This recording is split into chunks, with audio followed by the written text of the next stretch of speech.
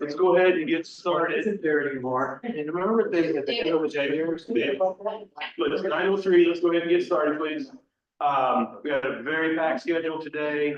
I know Chris tried to reach out to some folks about arranging an order of who gets to go when. It looks like pretty much everybody's here. If it's okay with everybody, because the rec center has the Holder lunch and then chili chowder cook-off, would it be okay if the rec center went first?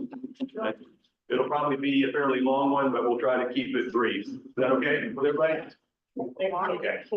And then,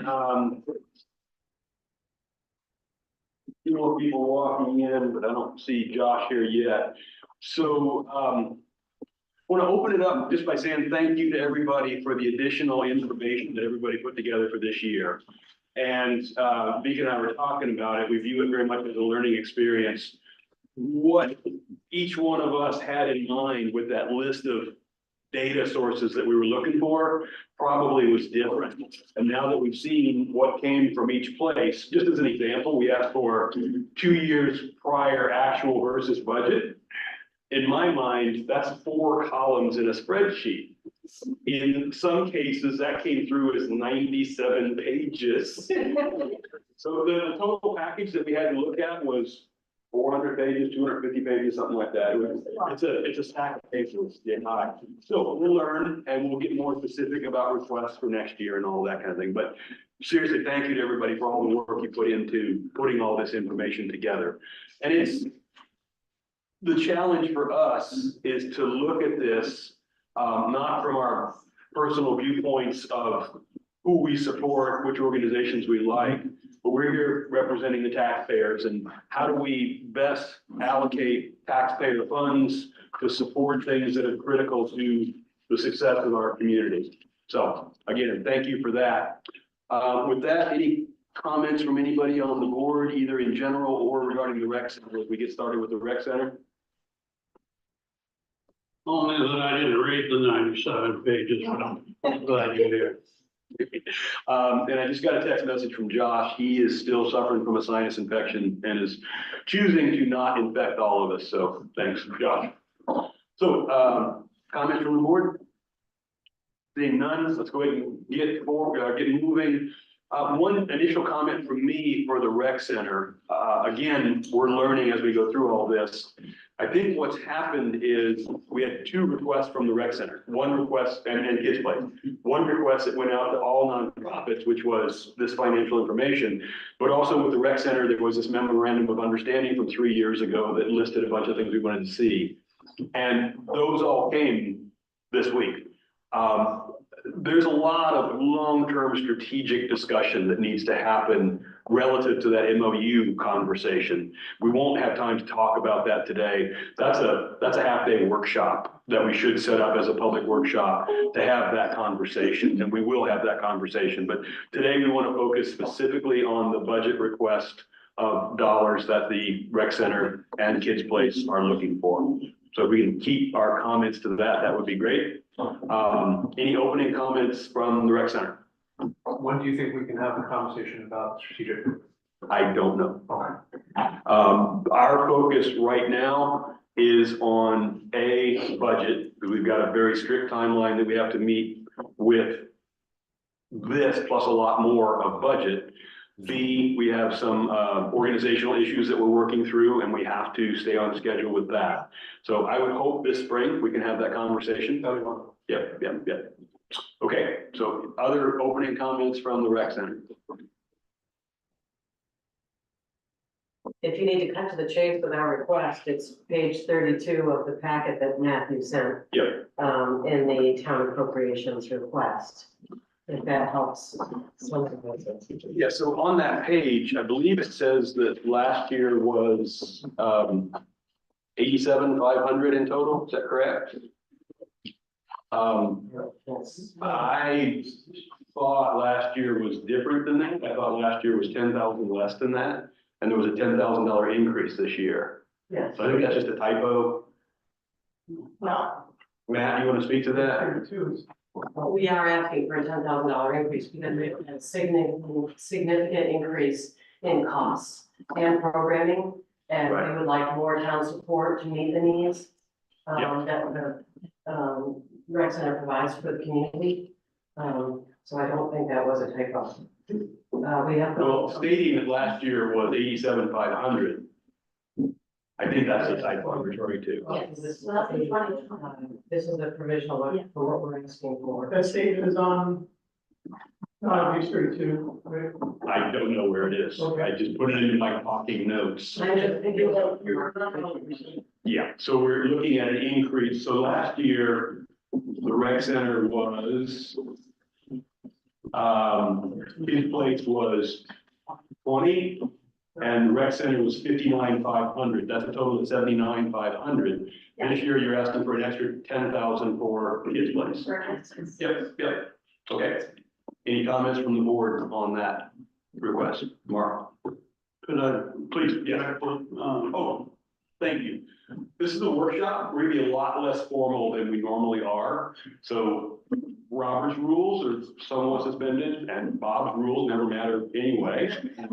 So please keep it as informal as we can, but let's try to stay civil and polite and, thank you both. yeah. Generic question for me, you got it last year.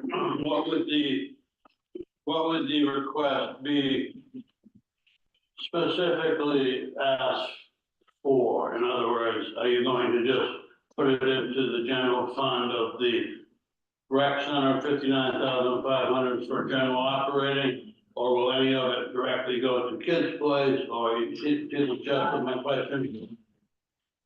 Thanks. Can I refer your, direction to page 12 of the package? To answer the question. We did not print out all several hundred pages of everybody's packet, so if you could, Okay, this is a visual presentation, it's got data, it shows trends over time. Yeah. It answers specifically that question. if you could answer it verbally, read from that page, that'd be Yeah. great. Okay, Sorry. sorry, so here's the situation. Over time, rec center has experienced inflation, like all the other organizations on it. And every year since 2019, we've been pretty consistent around this. It's been, call it 76.5, 2019, 2020, 2021. And then we had a brief increase in 2022 to 79.5. And that request was almost met at 7,800, which is nice. But 19, we also asked for more, 89.5. And that was not met. And over time, the inflation rate cumulatively since 2019 has been about core, not headline, right? So no fuel, no food, no fuel, 16.7%. And while you're correct, it would go to the general fund, and it's very easy to kind of say, well, you know, you can just tighten up your bootstraps and, you know, make the general fund work harder. We're working very hard to do that to begin with, because we've been doing that every single year since 2019. And we're really hoping that the Board of Selectmen can see that and see, you know, on the presentation, inflation over time, asked, received, asked, received, asked, received. This year, we're not asking for a lot more, it's just 89.5, to be able to make up for what is in essence, we'll call it a 12.8% increase, sorry, 12.6% increase relative to a 16.7% increase in core inflation since 2019. So that's the rationale, i.e. we've crammed down as much efficiency out of our budget as we can. And it's really starting to impact our service offering. And if you all can't get there, understand it, you guys gotta do what you gotta do. But it would really help free up more resources for us to reinvest in the physical plant. But it'd free up a lot of resources for us to invest in talent. And it would also free up a lot of resources for us to continue to broaden the product offering, which we feel is still the feedback we received from our constituents is that they want to see more services. So Okay, that's the balance. and a couple more very quick questions for me. Let Carol go on and then you come back. Well, I guess because it's related. Do I understand correctly, though, based on that you increased the school the school fee to 16,000? That's what it's on page 23.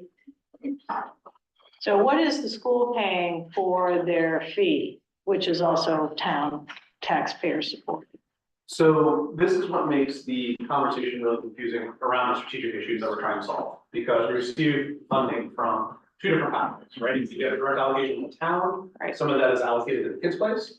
And then we receive other funding through the town school board, which also supports programming directly for them. And it is difficult when we move through time where needs change at the school board level for us to meet those needs if we don't know how that plugs into the total funding package that we receive from the town in general. I.e., if we know what the town wants, we know what the school board wants, and we know what the town expects from kids' place, we can put that together in a single package and say, this is the cost to provide these things, can you help us get there? Does that make sense? Yeah, it makes sense. What are you charging the school this year? From the school board, we received, stand by. I mean, it looks like 16,000, is that correct? So it formally was 8,000? And so you've increased the fee, you've doubled the fee to the school? Is that correct? I think we're still in conversation with the school. No, we're conversation with the school going forward in terms of what they want next They year. have a different fiscal year than we do, so they're July to July, we're January to January. I'm not sure this is a 16,000. Well, it shows for 2023, 16,000. Same. It's the same as last year. And was it last year 8? No, No, it's last year. If you look at page, yeah, well, anyway, So that's a question. There's a little confusion. There's a it's a bit question more. we'd like you to get back to us on. Yes. I think I've been an advocate for trying to combine all the town allocation into a single line so that we can all see, because right now, according to this, it's $100,000 that you're 95,000 total for 2023. And then if I went to page 32, like Jenny said, the total town appropriation would be $105,500. Is that really what you're asking for? Well, just to be clear, we're responding to the town allocation that was direct. That's what this presentation is designed. This says line 4,200, town appropriations, 105,500. But we're not sure the school will give us what we're asking. I'm just trying to understand what your ask is for 2020. And when you say 2024, we are in 2024. So I'm a little confused about what this represents. That's their fiscal year. Funding, our fiscal year runs from January to December. So when we ask you for funds this year, and they get paid over the course of the year, they come into our financial year 24 budget. Does that make sense? Not exactly, because we're in 24. I understand, you guys are on a different fiscal year. So you're going a year and a half a year in arrears from No, where? we run our financial year from January to December. So we sit here and ask for funds, and then they show up over the course of this year, in your next financial year, you're still in our financial year.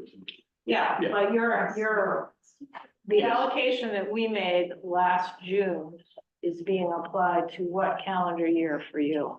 2023, it's the payment. in- Yeah, cash shows up. Okay, so what I'm looking at then is your ask for 2024, which would be appropriated at town meeting in 2024. And what I see, I'm just trying to get some clarity on this. What I see is 105,500. Is that correct? Okay, Yeah, okay.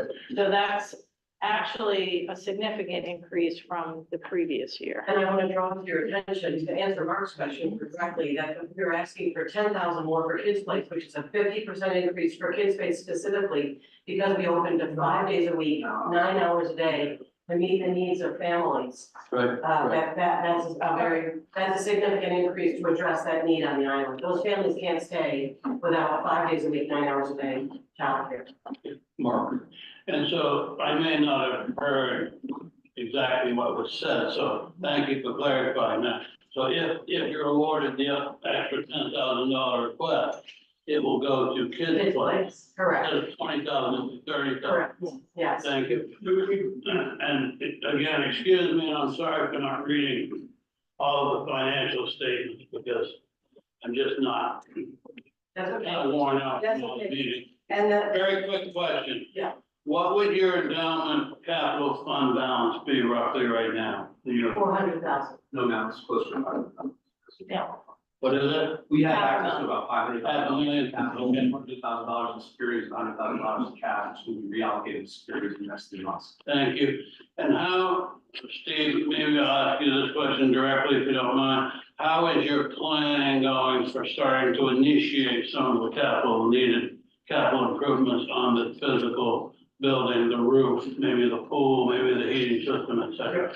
Yeah, we've actually started that, again, to reinitiate that process. There was a study done in 2016 and 2017 for a capital needs assessment survey.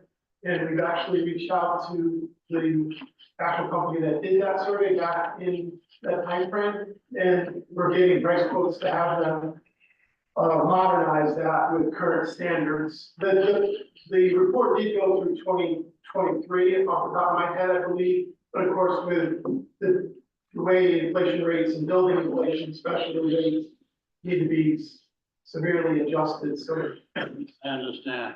Yep. Can I ask one more specific? Sure. Here's my specific questions, but the basis of my questions is, how are you planning or starting to plan for the future? The pool's still heated by #2 heating fuel, Yes, sir.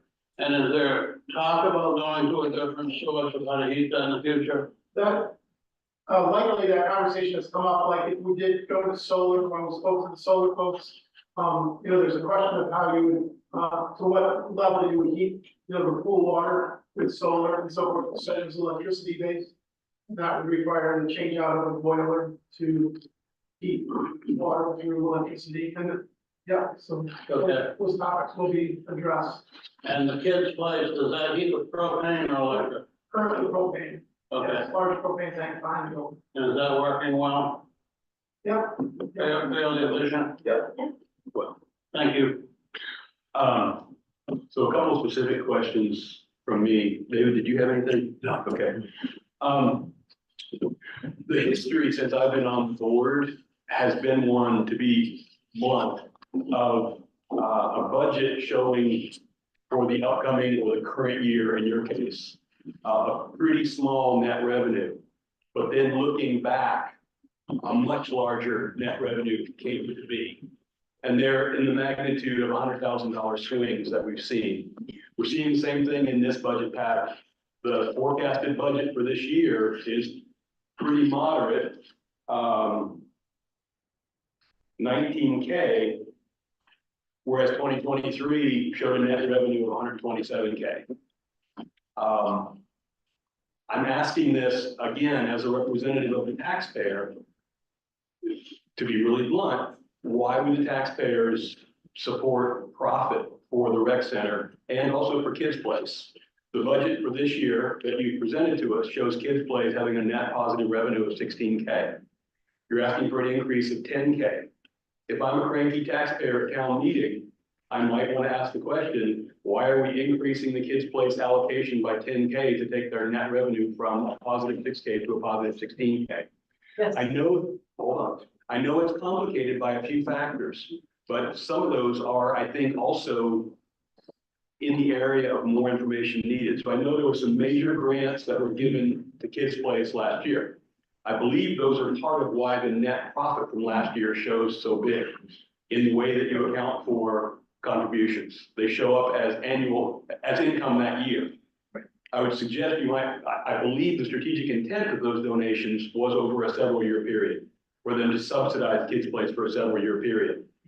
Therefore, from a budgeting standpoint, had you taken that major donation and shown it as, by using the balance sheet, showing it as income over several years or as accrued income, that would give us a more accurate picture of what's going on. But again, you're showing a net profit in both cases from a budgetary standpoint. And that's a hard pill for me to swallow from the standpoint of taxpayer money. I understand inflation. I understand the need to increase programming, but that need to increase programming, for example, I would assume is baked into your budget. And yet you're still showing net revenue, a pretty positive number. And there's this history of net revenue forecasted being dramatically smaller than net revenue actual. So that's That's my concern. I'll stop talking. You were pointing at Caitlin. Yeah, we responded, we got kind of like a 3-point response, starting with Caitlin. Yeah, I think that's an excellent question, and the reason that you see that in 2023 was because we were fortunate enough to receive a lot of private support. That is because, and you can see from that budget that actually, so let me start from the beginning. In 2023, Kids Place became a separate division from the operating rec center. So in that shift, we opened up a new bank account for Kids Place for those funds that were forecasted to go into. And they did, and you can also see that our expenses went up a crazy amount, from plowing to, 3 years ago, we were paying staff $18 an hour. The only way that we can be open 5 days a week and provide care without closing is to hire significantly more staff, and now our lead teacher is earning significantly more than that. So you can see from the budget that based on just the needs of Kids Place to stay open and stay consistent, we had to get some more funds in to make that happen. And we were fortunate enough to have some donors come forward and support that. The excess funds you see will be going into a capital account that doesn't exist right now, and a sustainability fund. Well, there is a capital account, but doesn't have any money in it for Kids Place at the moment, and it will. But the biggest shift there is that, as we know, the number of children on the island ebbs and flows, and it's very, very difficult to forecast past a couple of years how many kids will be in Kids Place. But because of that shift, it's hard, we still have to hire teachers, even if there's only a couple kids. So in order for us to be sustainable, we need to, some years we're gonna be very much in the red. Last year, we had forecast to receive a lot more money from the federal government. That dropped right off. We didn't get, you can see from the grants that we had projected to get, we didn't get that. So thankfully, we did get the support. Bottom line is, the support we're getting is for Kids Place. What you see in the rec center budget, those were big donations to Kids Place that will be going into a fund to help build out the sustainability of Kids Place. And the reality is, things are expensive enough that, if we if we need to give our staff raises in 2024 to keep them, which is quite likely, that's $16,000 is gonna be gone. And the reality is, the money that we received has been pledged over several years. That's several years. Right. It's not beyond that. So Understand. the money that we received was for 2023. We plan to receive more, as you can see in the budget, in 2024. That's not necessarily guaranteed. We hope to get it. If we don't get it, we're in big trouble. And the reality is, we need to have sustainable funds coming in from multiple sources to keep Kids Place sustainable. Yeah. So back to the budget, to deal with that, back to the budget conversation, it would be quite helpful if that logic that you just laid out, which as a community member, I am 1000% behind. If that logic was baked into the budget in a way that showed, for example, that excess revenue being placed into some sort of a fund going forward for the sustainability, for the capital requirements, for energy consumption improvements, all those things. Yeah. So, and Carol, you had your hand up, and then we'll come back to the rest of the things you wanted to answer. Well, I guess on that same vein, there was an agreement signed with the rec center in the town, and one of the questions that was posed in the MOU was, for the rec center to address the sustainability of Kids Place. I think we all recognize, in a community this size, we're not going to be, the Kids Place is not going to be self-supporting.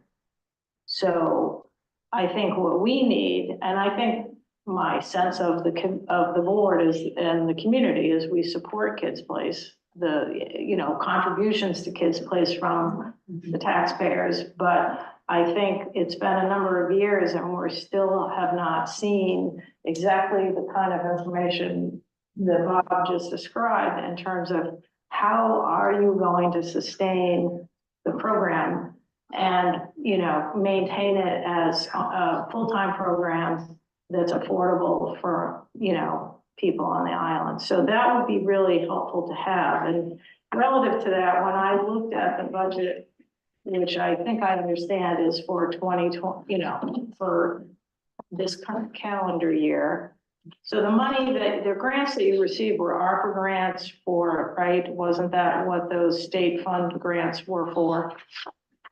The wage for kids place, they were wage supplement. Right, from the ARPA money. So, you know, those were expected to be short-term. Mhm. And there are other funding sources through the state. Have you, you know, applied for any of those other sources? Yep, and we're currently receiving funds from, and that's shown in the budget as well. We hope to get through the state's wage supplement program, that's really based on the lattice level of the Right. teacher, so their, you know, qualifications.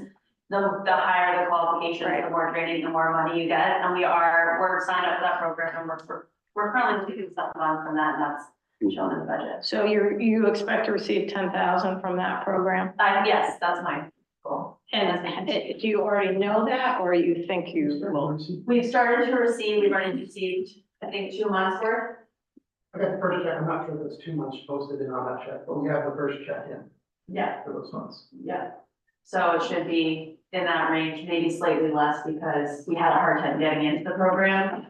I think we did by the beginning of January, so I'm hoping that it will post each month, and I don't know of any plan to cancel that over the year. I think that's gonna be a more long-term ongoing fund. I think the governor's budget has it through 2025. So it might go longer, but it's only funded through 2025. Yeah. So, Yeah. right now, just so I understand, what's the model for, residents to have childcare at the rec center? Do they pay weekly? Do they pay monthly? How does it work? Yep, they pay weekly, either half day or full day. We're actually about to start recruiting 1 or 2 children from the mainland in a pilot program. That requires staff coming from the mainland, transporting them over, which is obviously complicated, which is why we're starting it off as a pilot program. We do have 2 teachers that come from the mainland right now. So I think it's very possible, and depending on the age of the child. I don't think we'll be taking infants, but we plan to charge more for those students, more along the lines of, what we charged for a summer participant in the program. Because there's that additional transporting the children, the teachers need to be there, at 7:45 to meet them and all of that. So our plan right now is parents pay either half day or full day, they get charged weekly, they get sent invoices weekly. And we did have a slight increase in half day and full day rate this year, especially for the 30 months and older. And we'll continue to, consider the rates over time as well. And how do the rates compare to the going rate? I mean, so there's some, for Cumberland County, there's an average rate. How do the rates for the kids' place compare? It's, for infants and for under 30 months old, it's pretty much on par. It's a little bit lower despite our slight increase, it is a little bit lower for the 30 months and older. And part of the rationale behind trying to keep it low for us is because families on Shabik have so many additional financial challenges in terms of many people commuting and paying, commuter rates and, everything that goes to living here just is more expensive to live on Shabik. And the wages for a lot of folks out here aren't significantly higher than any mainland wage. So we're trying to keep it lower. That's something we'll continue to assess over time. So we are hoping to stabilize the program and enrollment by successfully recruiting some children from nearby, Cousins Island, Little John is the goal. And not only doing that, we expand our community. We have these children interface with kids that they'll be in school with down the road. And who knows if that could end up leading up to the school as well. But we had to get a certain training, the teachers had to get special transportation training to make that possible. And the reason we haven't started it is because we've been working through that training process, getting them that level of professional development. And it also adds kids for the teachers. and for the other kids to have some new children that don't live on the island coming in. But I think that if it's done correctly and, it could really help, just, grow the program into a more vibrant place. And just to finish that, I guess, somewhere in the packet, there's a schedule of fees, Very document packet. but I didn't see the childcare fees on there. Childcare fee is not included because, it's not a membership fee. So I think the question that if you go back to the.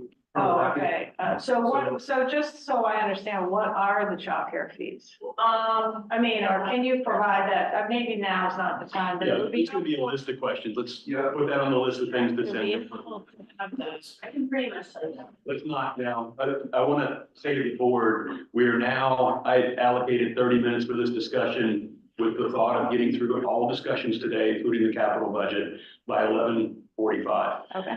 Does the board want to continue this conversation for another 10 minutes, another 15 minutes, another 5 minutes?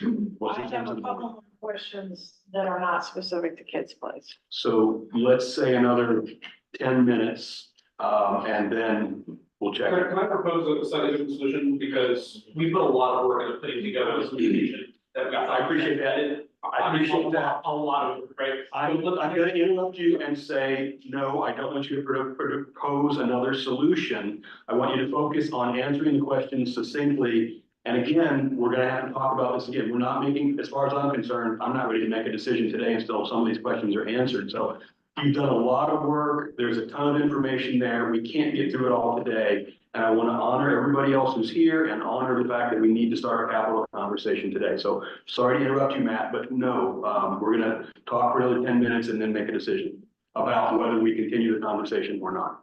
So Carol, please. Well, if David has a Oh, question, sorry, I yeah. think he should go next, because I don't have a question as much as a statement.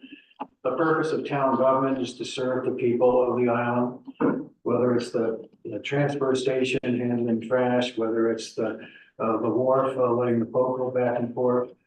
I think that the Kids Place serves a unique service for this town, and that's enabling people to work. Forget about the kids, forget about, what happens day to day. The fact that those kids have a place to go and enables their parents to actually work and pay taxes to this town. And that's a discussion that we're not having. And I'd like to factor that into it. I know it's impossible to factor it into it, but at least in our minds and in our decision-making process, consider the value of the Kids Place above and beyond just childcare. It's a lot more than that. Absolutely. Thank you. Thank you. Other questions from the board? Mark? Just very quickly, are you now able to pay benefits to your full-time employees? Yes. Yes, we have a healthcare package for the employees. We pay them, we contribute to their healthcare on a quarterly basis now. So, and then we work with recompense and use the health insurance advisor to meet with each employee and create and have them choose an appropriate plan for themselves. The best value. That's value themselves. And I assume that's challenging due to the fact that you may not qualify for booth rates. Correct. It's worked out really well this year. Recompense has really helped us out as far as their insurance consultant. We're better this year than we were in previous years when we were going to these. But I would just like to thank all of the people that work hard to keep the rec center and the Kids Place and all the volunteer activity that takes place that is not on the surface. And I am in support of childcare specifically. Not that I'm not in favor of the rec center. My wife was one of the first employees up there along with Virginia Calder. The place has morphed since then before. I'm in favor of that facility as well, but I recognize the value for childcare. And if you're going to have families trying to make a go of it, and like Caitlin said, it's very difficult. It's a very unique place to try to live, to try to make the ends meet, and to try to work, and especially if you're commuting. We had no childcare when our kids were young, and few times back took our kids up to that rec center and Don't think it worked out well for the rec center. So we're running out of time. What I'd like to end with is a list of questions that we would like for the rec and Kids Place to bring back to us. And I would also like to give the rec, you guys talked about having 3 things to talk about. We let Caitlin talk, and then I've been interrupting ever since. I'd like to give the rec 5 minutes to sum up, but again, try to keep on schedule. So any specific questions from the board that they would like the rec to bring back? Okay, Carol. So I guess on Kids Place, I would echo, I mean, I also think childcare is essential for the future of the island, so don't get me wrong that I'm asking financial questions. I'm just trying to understand the request for this year. And so one question I have not to be answered in the moment is the $75,000 shown for donations as revenue on the Kids Place budget. The question I have, are those donations in hand in a sustainable endowment, or are these monies you're gonna have to come up with every year through ongoing contributions, if you follow my question? So that's a question I have about that.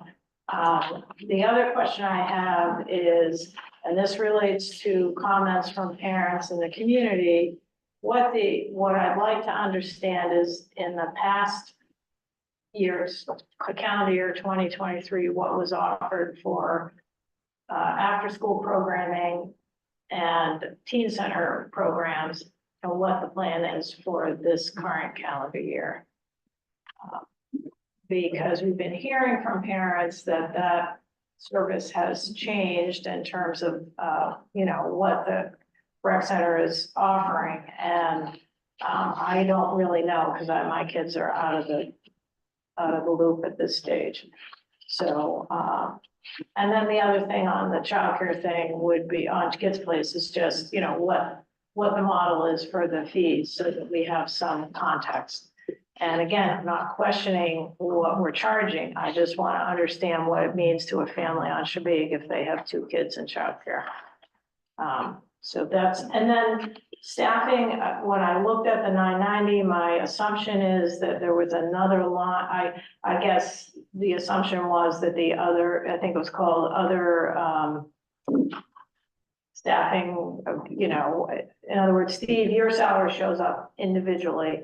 The other fees are primarily for the rec center, the other employment. We have seasonal employees and then Kids Place has their full-time employees. also. Right. Okay, but they're the bulk of the cost. Yes. Okay. Other questions from the board that we would like the rec to bring info back on? Okay, and 5 minutes, please. I apologize, but. I'm just gonna circle back on the short answer, and we can elongate it at a later level as far as going back to your original question. But it all goes back to, as you can see, the amount of information that was provided and going back to the MOU and so forth and getting the documents that you need and should be able to have the opportunity to look at, because those will cause new conversations for us to move forward. But the rec center in this board has really taken a strong hold at reviewing, turning every stone over and not leaving anything unlooked at. And that really goes with the finances also. So part of that though is to make changes. So as we find these different things that weren't done correctly or need to be improved on, we are acting on it, not just waiting on it. And that was the point that I wanted to bring out. I appreciate that. Part of that is some of the way we report things and present things even, to make it reports clearer and easier to understand for people that aren't looking at them every day. And so we're definitely trying to have better presentation to make it easier for people to understand how the rec operates and what its needs are. And in regard to even on the funds or the future funds, sometimes you're damned if you do, damned if you don't. We really want to try to get the donors, and then all of a sudden we're very fortunate one year where we get people convinced to contribute, and that substantially changes the dollars. But also working with our CPA, our bookkeeper, our controller, we're doing a better job at categorizing funds for current use and for future use. So I think as time progresses, you will see how we have reserve funds for future use. We're We're also using restricted and unrestricted funds, Yep. and we're categorizing those appropriately. Yep. Anything to fill in on that list? Steve? Yeah, just to build on what Steve said, the town is our number one largest contributor. You are the most important part of making the rec center work. And we are deeply incentivized and deeply motivated to give you the information that you need to make good decisions. And we want to give you that information. So I understand you guys have a lot on your plates. It'd be super helpful for us if we could set aside 15 minutes and you could just tell us what specifically you need, what format you need it in, when you want it, and we will make every single possible effort to get it to you. The time where frustration comes from you ask and you don't get, that's gotta stop. The taxpayers have to know where their money is going. And if we're dedicating massive amount of resources to give you that information, and that's not the information you want, it's not the presentation you need, if it doesn't show up in a timely fashion, that's on us, right? We want to give that to you. So it'd be super duper productive for us if we set aside some time, specifically, if you guys have 50 questions, whatever it is, that's great. But, in order to show up to the meeting and not have you have the data that you need to make good choices, that's not good for us, right? We want you to have that. Right. So if you could find some time to do that, that would be really good. So what's gonna happen, Mika's been taking notes, I think we've all been taking notes, within the next couple of working days, we'll get back to you with a specific list.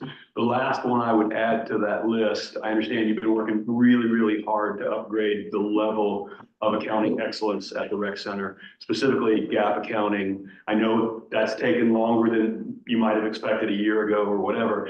If Vika could add to the list, what are your timing expectations for getting the reporting up to something like gap standards? So, and then I saw David's hand up and then we're gonna have to call it. No, I'm sorry, but it was Carol, sorry. I just want to say it's a big, I appreciate all the detail that you provided. It made it a lot easier for me to understand where things are at. I think it's a big improvement over last year. I don't know that we will regularly need that much information, but I feel like it was very well presented and complete. And I looked through all of it. And I think where I'm coming from is, in particular with the kids' place, we're very reliant on donations for the operation of that program. And that's a long-term concern that I think as a community, we need to address.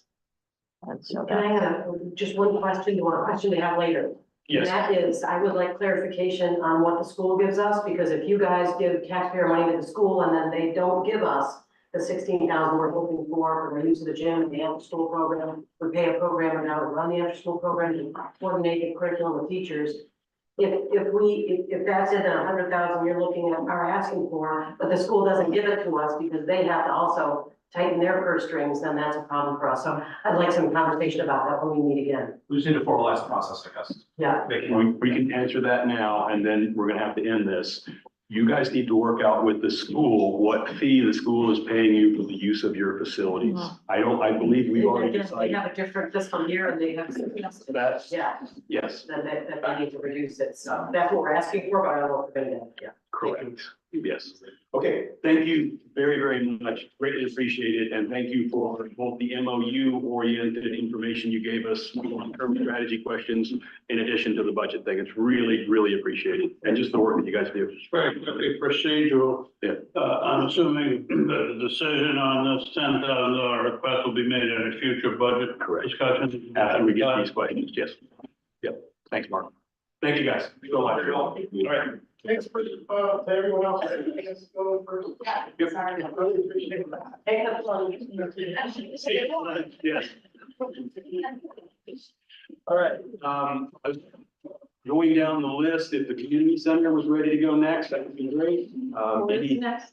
community center? How about the library list? Sorry? Library is the first one on the list.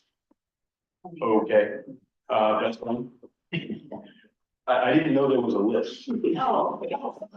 Just looking at the budget list, yes. Right, I was, Sorry. okay.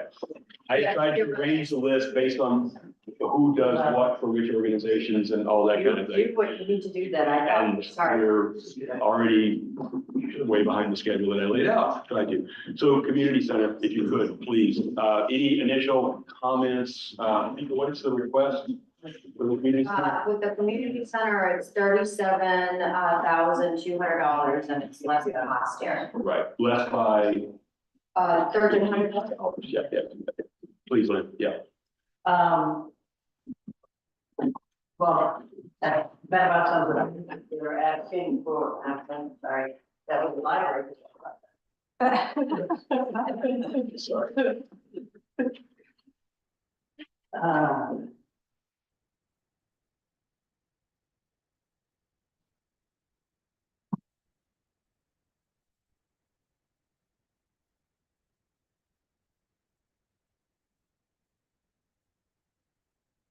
Okay, so, yes, we're asking for, 37,200 for 24-25 year fiscal year, which is a decrease of 1,300 from, the last time we all met.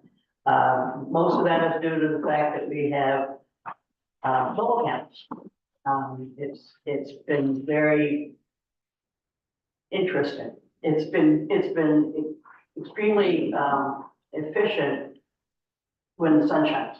And I want to point out that we've had, excuse me, January was the most cloudy month in history. So, excuse me. We, typically, like the previous year, we were spending about $1,000 a month to heat this place, the complex, in the wintertime. During the summer, the solar panels went online mid-July. We actually got our first bill, was the August bill. And from August till probably December, we were paying just the service fee. So it was like 60 some odd dollars for the complex. Now we get two bills because we have two meters out there. One's for the library, one's for the hall. Although over the years, those functions have kind of mingled as we added things. For example, the heat pumps are all on the libraries, even though, the hall has two of them. We have four of them, we have two of them. So it's kind of mingled. At some point in time, we may want to move those all over the one, but anyway, trying to reflect that cost savings, which is what caused us to ask for more money last year than we typically did, is it looks like, $1,300 would give us some room for cloudy Januaries and whatnot. And right now we're running, instead of the $1,000 that we've been running, January's bill was like 800, but we're not paying an awful lot in oil. Our oil bill was used to run about 5,000 and now down to around 1,500, 2,000. So what's the wash? I don't think I have enough information behind me yet. We also didn't have last year, we didn't have whole 12 months of banking credits for the solar panels, so we may have used that up. So anyway, bottom line is $1,300. We'd like to reduce and try to, recognize the fact that these solar panels went in and it saved us some money. Thank you. Questions from the board? Mark? Not a question, just kudos to everybody that's helping run this community center and to the family / friends who helped get the solar panels up on the roof. And, I've spent a lot of time in this hall over the years playing loud music, and this place has come a long way since then. So, and running the Wednesday soup thing is popular, even though I haven't been attending lately because I've been darn busy, but I've heard very positive things about that. So thank you very much. Other comments, questions from the board? So I have a question. When I look at the financial statements, the actuals January through December 2023 show total income of 35,000, and then the expenses for a net income of 396. So I would assume the hall gets donations from people. So The hall is. I'm sorry, the community center. The community center. Yeah. No, we don't get any donations from people. The only money that we, the partnership was formed strictly to administer the town site. Yeah, Prior to that, it was kind of, well, it was in the library, but in reality, what would happen is the library would pay all the bills, and then at the end of the year, maybe there was $25,000. Right, okay. And there was also a perception, I thought, and I think it's true, that when we went and asked for money, that the library was getting $75,000. And when in fact, the library was only getting 25, and the community center was getting the rest of it. So separate those two, so people understand what they're actually supporting. understood, okay. So, You answered my question. Yeah. Sure. So, and to that end, is the goal sort of to run, you know, at a net even? So basically, you're not trying to make any money, you're just trying to cover your expenses, and your $50,000 balance or assets are really just to handle some unexpected maintenance requirements, so. the only other asset we actually, that the partnership has is we put money aside each year for the capital complex fund. That $20,700 is what we have saved in case we need to do a variety of things, which I think we have all done a really good job since the partnership was formed in addressing the needs of this building, not only in keeping the lights on, but we've sided it, we're working with the garden, we took the pavers this year and raised them up so that we wouldn't have icy spots, and I think we did the handicap ramp, I mean, all those things, and we're kind of sitting back saying, you know, not an awful lot to do. The building is older and the building is better. So, you know, that's just that cushion there. Thanks, all right. So, do we want to make a decision on their request today, or do we want to make all the decisions at one time after we hear all the information from everybody? Mark? I'm okay with this request as it stands. Likewise. Okay. Thank you very much. Thank you. All right, moving on. Comments? I'm sorry, we should go to council. Wait, you do council and library, right? Right. The community center and the library. The library is the 25,000, which supports the maintenance and I salary. was trying to arrange this where you could get done, so.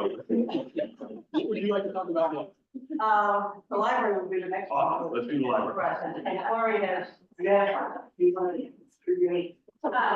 I just want to thank, well, the partners, the hall and the council for another great year. I am truly blessed to work with such a fine team. And I think that the library had a wonderful year in 2023, and I appreciate the town's support and look forward to another great year. I just want to reiterate that the library has an awful lot of folks on that are really well attended. We had 1,000 people come through in July. Yeah, so we did see our numbers increase by over 1,000 patrons, which is very exciting. We served 6,368 patrons approximately in 2023. We logged in over 210 volunteer hours, which was an increase from the prior year. Many of those are children and young people who are active in the library. Checked out over 4,000 items, 4,440 items, and issued 37 new cards. 2023. We have a weekly story time, a monthly middle school program. We've added a book club in 2023 for adults and are excited to host many other activities, always accepting input from the community and enjoying. We're working together with other island organizations and also other groups such as the Shalee Cumberland Land Trust and other local organizations. Good, thanks. Questions from the board?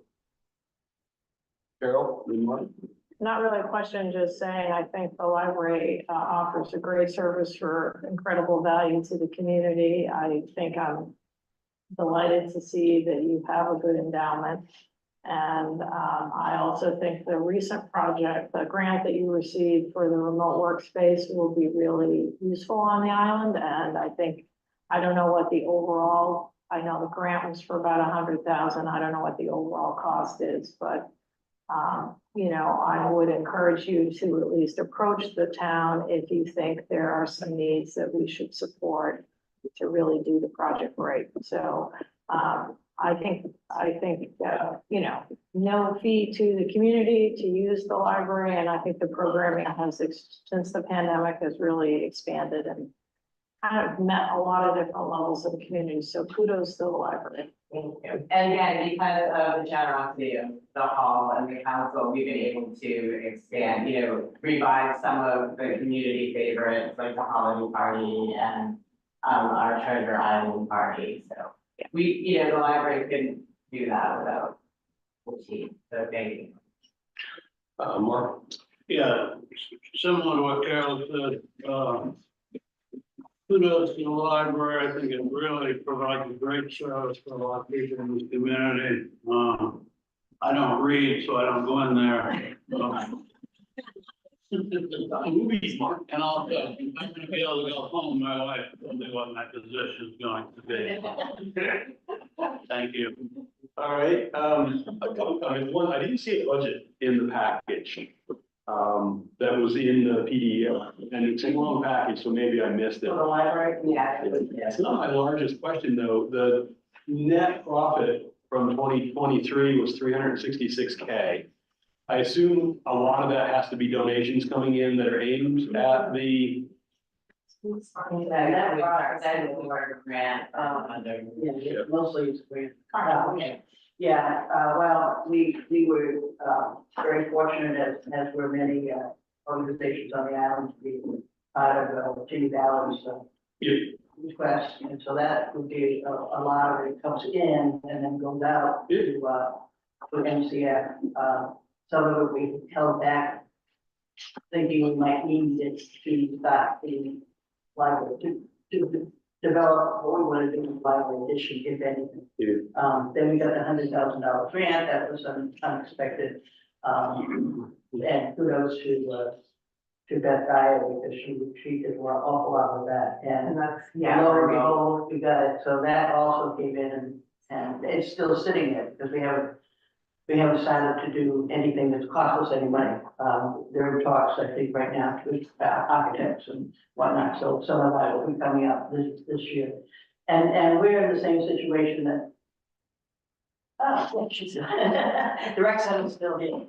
Of getting money in 1 year and actually paying out in the previous year. For example, the patio that we did last year, we got a recompense fund in 22 for that, but we didn't actually spend any money on it until 23. So that's, well, just talking about Jenny's and $100,000 grant, there's your 300. It is 360. The balance sheet is extremely healthy. Current assets are over $1 million. Yes, well, and again, you know, that money from Jenny went to MCF, which increased that significantly, and that hasn't all come in yet, so there may be a few $1,000s from different, and God knows. Yeah. Other questions from the board? Is the sense of the board to hold up on this one or just go as is? Go for it. Okay, I'm comfortable going forward with it. all right. Thank you so much. Thank you. And Lynn, is that the end of your? That can be, I didn't mean it quite that way. We don't need to stay. You know, well. Okay. So can we go with the comments next? Would that be okay? Fine with me. Okay. You'll notice that I had to call in the big guns here in the yellow jacket. We apologize. Nancy sent 4 emails and she has sent you everything. You only got 1 of the 3 apparently. So all of that is part there. And Nancy, I just got a confirmation from Nancy. She walked in, but she not. She had to plant some information. Gotcha, okay. And I'm telling you, it was like I had her on speed dial. Yeah. But I apologize for the confusion. There were 4 separate emails. Nancy says and she's told that she can log into the, that it was the information that all of the information that we had a request from, Chris. So I apologize for that. And apparently only 1 of them, of the 4 that are attacking something. I'm happy to answer any questions that you have. Sure. So one point of clarification, I didn't see the email Chris sent out, but I think we had a threshold of request over 20,000. That was our intent. So if you had a request lower than 20,000, you didn't need to submit that information. Correct. We did not. We would be thrilled to, so what we didn't get is your request. Well, we thought that we would come back to you in our gratitude from last year of the 10,000 and not ask for anything more or less. It was my understanding that we would just come in and make our presentation. And if we were to specify how much we wanted and we did not, I apologize, that. We didn't receive it, you might have in the other. It should be in that document. We would be very grateful for the town. I think next year we'll work harder to have a longer time frame between when the information is due compared to if we're going to use it in this meeting, so that we all have time to look at it, so we can say, hey, wait a minute, what's missing? I know some of us were up late last night trying to finish up, so. Other questions from the board? Mark? So are you asking for 10,000? Yes, and you recall that last year I walked in and asking for 1,500 and walked out with quite a bit more than Nancy's last words to me was, see if you can get a multiplier effect like that this year. Very pleased. We can index it to the increasing age of those up on the board. That begins to sound like a conflict of interest. Can we do that? We got, actually, I think we can. The government's listening. But I'm happy to answer the question. I'm sorry, if there was a mix up, Nancy went back to the emails and so all of the documents. Mark? I don't have any real specific financial questions. Thank you. I know that the place is healthy. I talk with Jim Blunt a lot. I get information from him. My parents were able to finish their days out there quite well, as a lot of you know, and that's a real value to people that want to stay here and their families. So that's really admirable. We also made a official vote to allow the town equipment to go in and out of sand access for safety. And the reason that we had to do that, in my opinion, was just to be transparent with use of public labor, equipment, and materials, and for liability reasons. So we did that. That's a good thing. It's an easy thing for the town. Well, it's greatly appreciated, not only for our staff, but if your rescue guys have to come in there. Yeah, exactly. Yeah. And It's it's a nice. no-brainer. I just wanted myself to be official. No, but thank you, yes. Yeah. Yeah. Carol? And just to take advantage of being here, I guess one question I have is knowing that you have, a challenge, it's a challenge to staff the facility. You have a lot of people coming from the mainland. Is there anything the town can do to help the operations? No, if you could create a few bodies of workers, we would love that, but I think goes for me. We have a incredibly loyal group. I mean, some of these women drive from Augusta or farther away, and the commute is daunting, and they can find jobs elsewhere. They choose to work with us, so that says something. It's just, we still are operating at about $150,000 deficit. But so far, managed to keep the doors open, but thank you for the support. Well, yeah, I'd like to echo what everybody else has said and just request that we have better weather for the next outing. We don't want to cancel that again. All right, so what is the sense of the board on this request? I'm okay with it. Go for it. Okay, Thank you very much. yep, Appreciate thank it. you.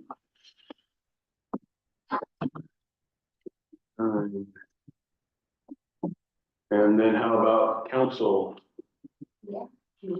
Any opening comments from the council?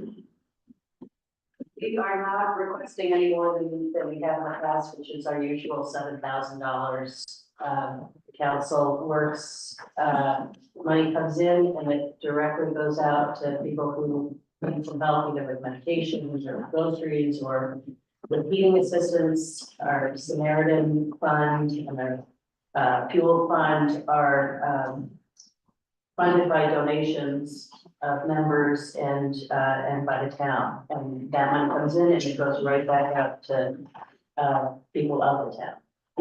And we also provide redemption. We do the calendar. We soup lunch. And we're gearing up for our spring health fair, which is popular annual event. We've got the schoolhouse seconds, and we're hoping to make some improvements to that building this year for handicap accessibility, maybe some windows, better lighting and shelving. The calendar, which is just picked up off Chandler's Wood. And what else would we get? 4th of July. 4th of July? Yeah. Well, most of our money goes to fuel systems. Yeah. And it's, as you all know, it's more and more expensive. Yeah, so we have it, this past year, I think it's this winter, we've helped about 15 families with fuel assistance. And some grocery assistance. Questions from the board? Mark? Just an outstanding community service group. So I thank all of you and the past council members for all of that. I used to talk a lot with Jenny Bell, or as you can imagine, she was very active with a lot of this. I've gotten almost every one of my immunizations from this benefit right here at the Silent Hall, and the fuel assistance, whether it be fossil fuel, wood, or whatever people are getting, is a big help to some people. Know that it is, and I think you handle it well. And the town general assistance never really worked right out of the gates because people are embarrassed to ask for help. And so you keep it confidential, and I thank you for all of your efforts. Anything else from the board? What is the sense of the board on this request? I'm good with it. As is. Thank you so much for all that you do. Just a great example of finding opportunities to do good things with create the nursing program is the best example I can think of. Where else can you go and get? Too, we keep a lot of that stuff out of that. Yeah. But free medical care is, that helps the students. That's the thing that always jumps out at me. They're learning while they're here. So far, they've always stabbed me in the right place. I'm just very much thankful. So thank you so much. You'll be back. They'll be back. Yeah, Yeah, and we're hoping to get done both things back. great. Thank you. Okay, the remaining two items would be life flight and visiting nurse. Excuse me. Visiting nurse, we've got in at an increase from 1,000 last year to 1,250 this year. What is it? Is there anybody here from visiting nurse? Lifelight? They're What two is- different things, right? They are, I'm sorry, yeah, yeah. So visiting nurse, what's the sense of the board? Is that increase okay? I'm good with it. Does Okay, that go to Northern Light? Yes, Yeah, okay, and then the last item would be Lifelight. And Lifelight is on our, It's $396, so with this, I put them both under, 3164, and the only good excuse I have for that is when I try to add in a new account, it would continuously boot me out. And I'm trying like 10 times, I just put it in there for now. what is the contribution that is in the budget for Lifelight? So last year, they didn't ask for anything. The previous year, I think they asked for around a similar amount, which is $396. What is it's it? a dollar per person. That's what they said. That's interesting. That's very interesting. I way to don't do it. think we'd be more How expensive. much is it? $396 is what they're asking. Yeah, I'm in favor of And that. they're still gonna charge a fee when they come, which is totally appropriate, but I think it's a great investment in having that service available, and hope we never have to use it, but board okay with that? Okay. I want to apologize to the board, but also to the remaining rec center member here. I did not do a great job timing these out. Next year, whoever's leading the budget, I can give them information and say, the commons conversation took 10 minutes, the council conversation took 4 minutes, the library took whatever. So I tried to time it out so that we would end with plenty of time to do our capital conversation. We could have had another 30 minutes talking about the rec, and I apologize for that. But we've got some questions to I answer. apologize, the rec is so complicated. It's a very large budget item, and in my mind, it's a service to the community that in most communities is provided by the town. And the rec started out here because of volunteers, because the town wasn't providing that. Now that we're our own town, we're all in this netherworld of how do we do this? But the fact that the volunteers, all of the volunteers at the rec put in and staff put in so much quality time to run it as well as it's been run, speaks highly to the quality of this community, so. And I would add, the rec is not the only one of that nature. The library is usually supported by the town.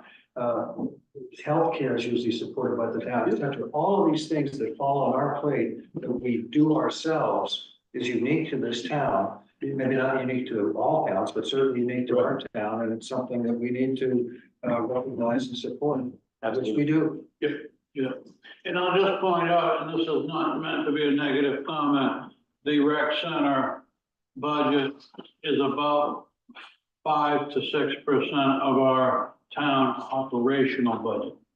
Just a fact. Doesn't mean it's negative, doesn't mean it's positive, I'm just pointing that out. Yeah. All right, so with that, I think we'll end the conversation regarding the nonprofits and contribution and shift to. Well, just before you do that, Sure. what are, at least with the rec center, I think we've made decisions on everybody except for the rec center. So what is the path forward to get to a decision point on the rec center? Vika and I will compare our notes on the questions that we would like the rec to answer, and the rec may have questions for us as well.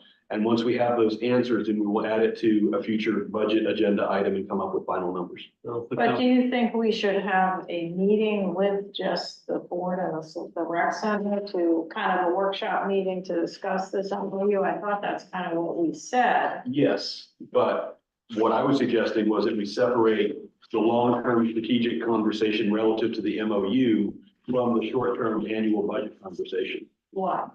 Because I don't think we have time in our schedule with all that we've got on the schedule.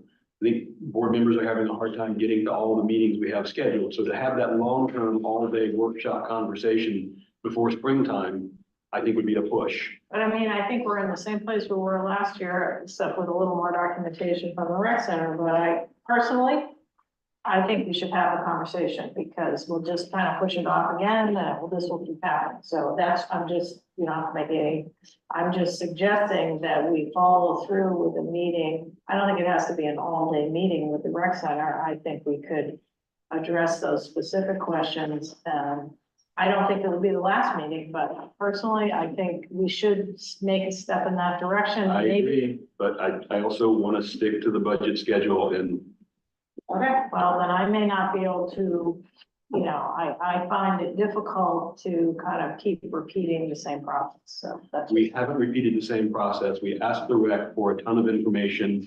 It took them longer to get it to us than we had hoped for. We just got it. But we got it in the middle of budget season, so we're not in the same place we were before. And I feel frustrated, but that's just me. I just I want think to want to express. point out that Chris Alphonse sent a request for it to be arrive last Friday, and we did send it Thursday afternoon or Friday morning, but then Friday Chris was away. I was referring not to the budget conversation, but the original expectation of the MOU Right. was February 1st, I believe. Changing the gap standards. and all that. Yeah. Okay, But at least all that information's here now. The information from the architects regarding the long-term capital needs, all that information is hugely valuable. In my mind, it doesn't pertain to this year's budget as much as it pertains to a longer-term conversation with the rec and kids. I see, right. So that's the distinction I'm trying to make here as we try to get everything done for budget season on a timely basis. Yeah. So the board can talk about that further and we can come to a decision. Mark? Yeah, and I hear what Carol's saying, and I don't disagree with her. We have kicked the can down the road in the past. I don't think it's been malicious on either the town or the rec center's size. I just think we've done it. I will decide myself if I can participate in a bigger discussion when I see when you're going to have the rec center come to say yay or nay to their $10,000 request. I have the hunch that you may be correct, Bob, unless we schedule more than a Wednesday night discussion, we may not be able to completely get to the MOU. I'm sorry, Carol. I'm not trying to kick it down the road again. Maybe I am. I think it's important. We have a more simplified MOU with CTC. Memorandums of understanding can be valuable. They can be well intended and they can work quite well when both sides can come to an agreement of why you have it and how it's going to be initiated. Thank you. I mean, yeah, I get you. All right, moving on to capital, I had hoped that, the person on the finance committee who's been working most on capital plan would be able to be here, but he's off island today. Talking about Bill? Yes. And Herb had mentioned that he might join us, but he probably wasn't expecting us to be ready this quickly. I'm gonna pass out some sheets that I prepared here just in the last couple of days. This first one I printed just this morning. They didn't all print the way I asked them to. We may need to share. Did I give you one of this bonding with the chart on the back of it? No, you did. Okay. There's one with the chart on it. It's on the back of it. Is this all of the bonds combined? According to Maine Bond Bank, as of December 7th, this is all of the bonds combined. Right. And the chart that unfortunately did not print on the back of all of them. If you guys can It's share on this, the web, isn't it? not like this. So I took the data in spreadsheet form and sorted it by year and then showed where things are falling off. So year one would be 2024, year two would be 2025. I Yeah. apologize, it's I not think better we're presented. doing the same thing. Yeah. what is the goal of using this? But as we talk about capital planning going forward, I think we have a couple of conversations. One is sort of the everyday capital conversation that we have about roads and that kind of thing. But also we know we've got two major projects out there and we should begin talking about those now. Hopefully by the end of this budget season, before we button things up for the warrant, we can get to a place with finance committee, where we can take a look at what our bonding obligation is going forward, which we're looking at now. What are those needs? And pick a number as to what we're gonna spend on the stone pier, for example, knowing that hopefully we get grants from all sorts of sources and help from DOT and all that. But begin thinking about what is our appetite for debt in this community. We've had some pretty major items on there that are beginning to roll off. There are assumptions out there at the state level. The state suggests, I think Herb told me, that you're not over 15%. We've never gone over 4 or 5%, I believe. Does that sound- He said it's going up, it's 25. The state is recommending no more than 25. Well, it's gone up, it doesn't really matter, we'll never go. Right. But we are well below the threshold. Correct, and whatever their threshold is less important to me than what we, as a part of the community and what the overall community think about how debt fits into our community, how it relates to our comprehensive plan, and how it fits into these major expenditures that we're looking at, which for the benefit of everybody would be the stone pier and the new public safety building and the improvements to the existing building that houses public safety and the town office. As we look 2 years, 5 years, 10 years down the road, where do we best make those expenditures? What part of those expenditures comes by way of bonding? What part of those expenditures comes by way of support from sources like the federal government? What's the likelihood of sourcing from money from the federal government if we ask this year versus if we ask 3 years from now versus if we ask 5 years from now? It seems like there's a lot more federal infrastructure money available today than there was 10 years ago, for example. So we just need to be thinking about those things as we begin the more concrete design phase of the stone pier and the public safety, the new public safety building. To get federal funding, a general rule of thumb is you need to have the design at a 30% complete level. So we've got a ways to go with both of those projects before we get there. Work is underway to get us to the 30% design level. But let's say that by the 1st of September, I'm just making that number up, but by the 1st of September, we were ready to ask for money. We know that any money we get from some of these outside sources would be only available to us if we also provided money as a town, much of which is going to come from bonding. And therefore, what is our appetite for debt in this community? That's, I think, what we need to start thinking about as we begin the capital conversation here. I'm going to shut up because I'm really new at this, and Carol. So I think sort of to round out the discussion, there is a finance committee and one thing they're doing is a look back over the past since we became a town to kind of see how our expenses have changed over time, what our revenues versus expenses have been. Kind of just so Courtney's been working on that. I think she's pretty much done with that.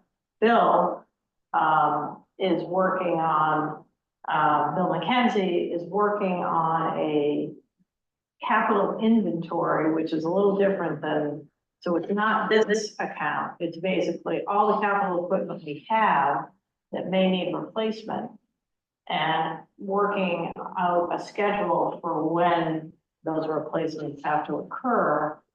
With that, then, and this is sort of more the ongoing capital projects, but you know, ultimately we would roll in these big projects.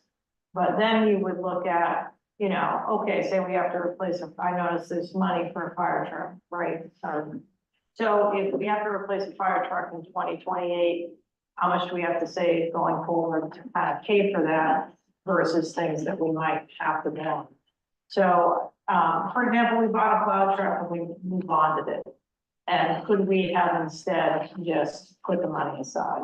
And I think the difference now too is that the cost of bonding, you know, the interest rates are much higher, and you can make the point last time that we're paying a lot for the money. So I think there's an incentive to maybe put more aside.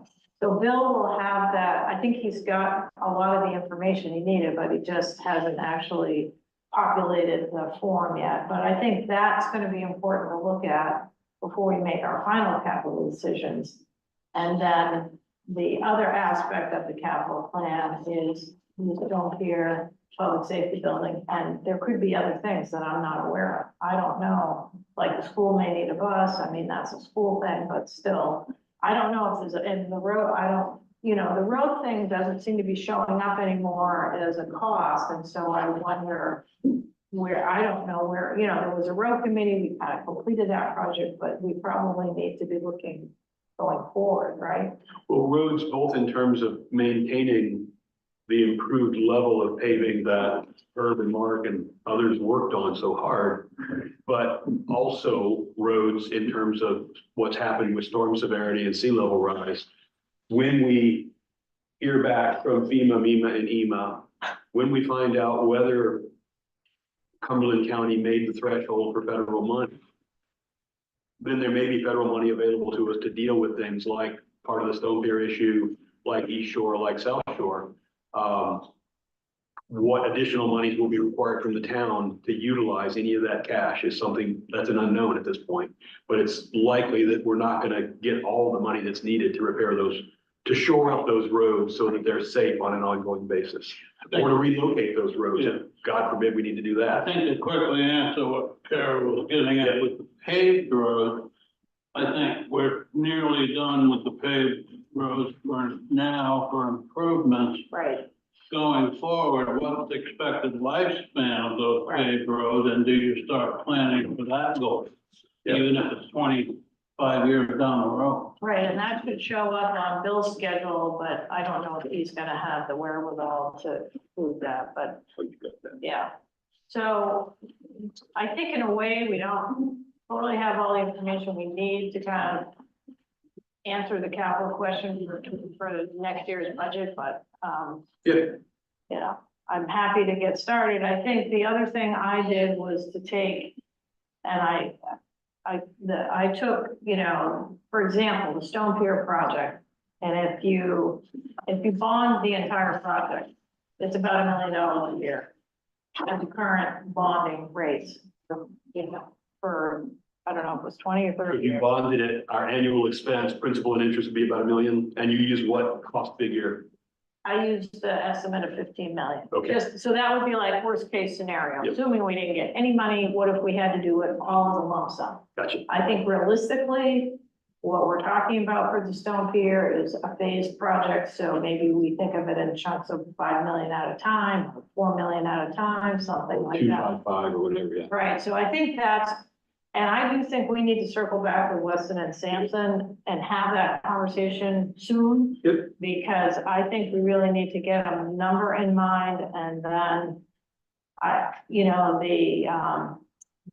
so the way I understand it, and maybe David, you have more information, the congressionally directed spending, which are the earmarks, which are the lowest threshold federal money in terms of what you have to provide. For something like the Stone Pier, my understanding is from DOT, but of course, this is DOT talking, that in order to qualify with the congressional delegation, they kind of have to they have to approve it. In other words, you can't go ask for money from King's office unless DOT endorses it. And I think that is the arrangement. So we basically have to meet their requirements of a 30% design before we can go ask for money. For other entities, I don't know that that's the case, and I can tell you in my field on drinking water, you can go in and ask for $3 million for a new pipeline. You don't have to have the drinking water program endorse it. You can throw whatever number you want at it, and that's actually been a problem because people are kind of circumventing the normal process and going directly to earmarks. And, kind of getting more money perhaps than they deserve.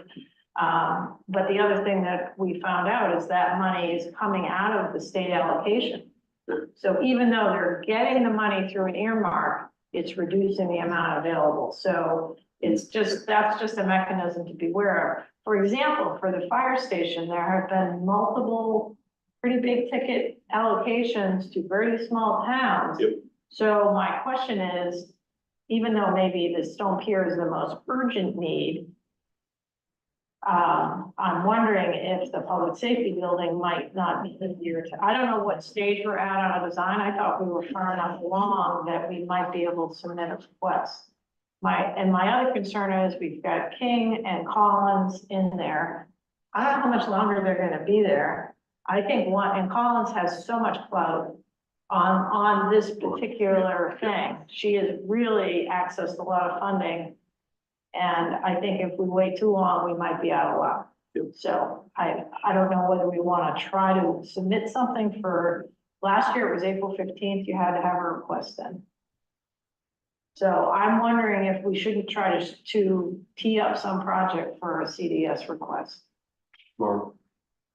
Because do you mind if I ask you this question? You either were or still are on the facilities committee. In your opinion, is that draft design from Port City adequate for a new building? So the point where that draft design is at, or was at, was paused for town office renovation. And then, now for the discussion with the three, municipalities for the tower agreement. But where it was left at was, there was a fairly, detailed drawing that was presented as far as location of the new, facility. So I don't know as far as what the requirement is for what the need is. I don't either, There but I is- didn't think Fort But City there is a good drawing of Yeah. specific, this is the square footage, this is where the rooms are, so, in our contractual design, like you would get for your house, so there was one. And it did look fairly detailed, but I think Carol's right. I think it would be good for the facilities committee / time Shebeka to ask Port City, how much more, in your opinion, does this need to be submitted for possible consideration for grant process?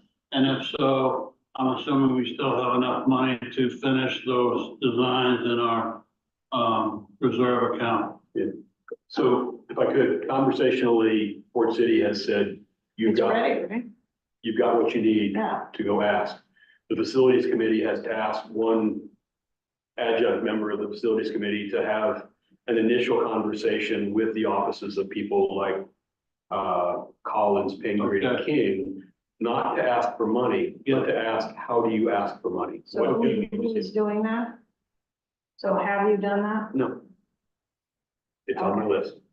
Well, and I think, but I mean, I do think it's sort of a strategy question. I mean, personally, if it was up to me, I'd rather go after money for the stone pier, but I think the public safety building is a cleaner project. We own the property, we know what we want. It's fundable. And people seem to be successful getting funding. I think the stone pier is more complicated and there's just a lot more going on there, but I think the community could be a little frustrated. I don't know how the community would react to sort of like, what, you're fixing the public safety building, but you're not doing anything at the street here? I mean, but I just think that that's the low hanging fruit. Yeah, I look at it slightly differently. So the conversation I plan to have, starting with Colin's office, is we have these two projects. Here's where one of them is design wise. Here's where the other one is, and the questions that are currently being answered in order to get it to 30%. With those two projects being in front of us, how do we design our process of asking the federal government for money? What are the major elements you need? What are the major touch points? Who do we need to talk to? What is the time frame? Those kind of questions. I think with the stone pier, Carol, what you mentioned earlier about phasing the work, I think the work that Weston Sampson has done, which we need to discuss in more detail as a board, and we need to discuss with the public. There's a phased approach there that could, I think, allow us to work on both of those projects at the same time. Phase one of the stone pier, while we're working on the public safety building. I don't think there's anything physically keeping us from working on those two things at the same time. No. Phase three, or phase C, as Weston Sampson calls it, of the stone pier, still has a lot of questions that have to be answered first. So phase one, and possibly even phase phase A and phase B, could be addressed in the next few years, I think. So we've got information coming back relative to the bathymetry as it affects the sea level rise analyses and that kind of thing. That information has now been collected and is being put into data form, but the actual raw data has been collected by the bathymetry, both going around taking survey points of what's underwater. David? If we hadn't reached out to the congressional delegation for the dredging, we'd still be waiting for it to be dredged. Right. I know that for a fact. Yep. And I think the more we can get our congressional delegation involved and earlier on in the process, the better. Yep. And I don't think, you know, yes, we can talk phases and down the line, but let's have that conversation all at once with them. Yeah. Because they only spend so much time on a project. And so if they have one thing in Shebig that talks about what needs to be done, it's easier for them and their staffs to deal with it than getting a whole mess of things haphazard down the road. Yeah, the problem there, David, is that we know what we need to know to do phase A. We know what we need to know, or soon will, to do phase B. Phase C, there's still a whole lot more research, data collection that has to be done to be able to map that out. But we'll, The more we can get our congressional delegation involved in that process, wherever we are in that process, the better. Mark and then Carol. We also don't know, I don't think, if we're going after X amount of grant money, how much the local match might need to be. Correct. We For don't each reach. project or any project. We also need to be in a better position for that. So I think the reality is we wouldn't get fully funded, even none of those projects would get fully funded. And what the amounts that I've seen for the fire stations have been 1 to 2 million. And I think our estimate is closing in on 5 or something. 4.8. So I think, it doesn't mean we build it tomorrow. We might just get an allocation. I think, I also think it would behoove us to be a little bit more informed about the whole process before we approach the offices. And I would recommend, for example, you could talk to folks at the Island Institute who have had a number of successful CDS requests, so that we come in kind of more prepared and kind of ready for an ask, because they don't have a lot of time. This is the way people are getting funded, and I think we need to be kind of, that's my suggestion. Who would the Island Institute, would that be Nick? Yeah, I would start with Nick and Kim. Kim has, you know, as president, they did a CDS for some lobster-related work, which they did receive. I think we may have some options on a FEMA mitigation grant with the stone pier if we get declared and all that jazz, so that might be another avenue. The stone pier, I don't think I could implement phase A without some further discussion with Weston Sampson about raising the elevation, because I'm not 100% clear why we can't do that now. So I guess that needs a little bit further discussion, but I would put it on the fast track with them as soon as they're done with their bathymetry work. But raising the elevation, we don't have the info we need today, but within a few weeks, we'll have the information. Yeah, but their plan, it's not clear to me what they're proposing, Right. so I may have some unanswered questions, but I would say is now March almost. So I think that what I was trying to get a sense of is, how does the board feel about saying, let's try to go for some money for the public safety building as opposed to, or, I mean, there's other things, I mean, or should we, you know, make that the priority, or should it be the stone pier and just sit on it, or what do you want to do? Right. I don't feel like we can make a request by April for the stone pier based on what DOT is doing. Mark. I'm not saying that I know the priorities of this community or even this elected board of 5, but I'm saying, I think seriously looking into at least the process of moving forward for requesting money for a public safety building, it's probably something that we should be doing. And then the stone wharf, I agree with Carol, we need some more conversation and information from Weston and Sampson before we recommend any direction to this community. Yep. Yeah, I think, the conversation with the golf course enters into that time frame as well, but I think the first step is what Carol suggested to me last week. We need to get Weston Sampson into a conversation with the board, and, then we can move forward with some of these other conversations. To circle it back to the current budget conversation, where we left the budget after our conversation last Wednesday, the increased number at the bottom of the operating budget with the school being in there as flat was at 1.3 something percent, if I'm not mistaken. Right. Just under $40,000 so far.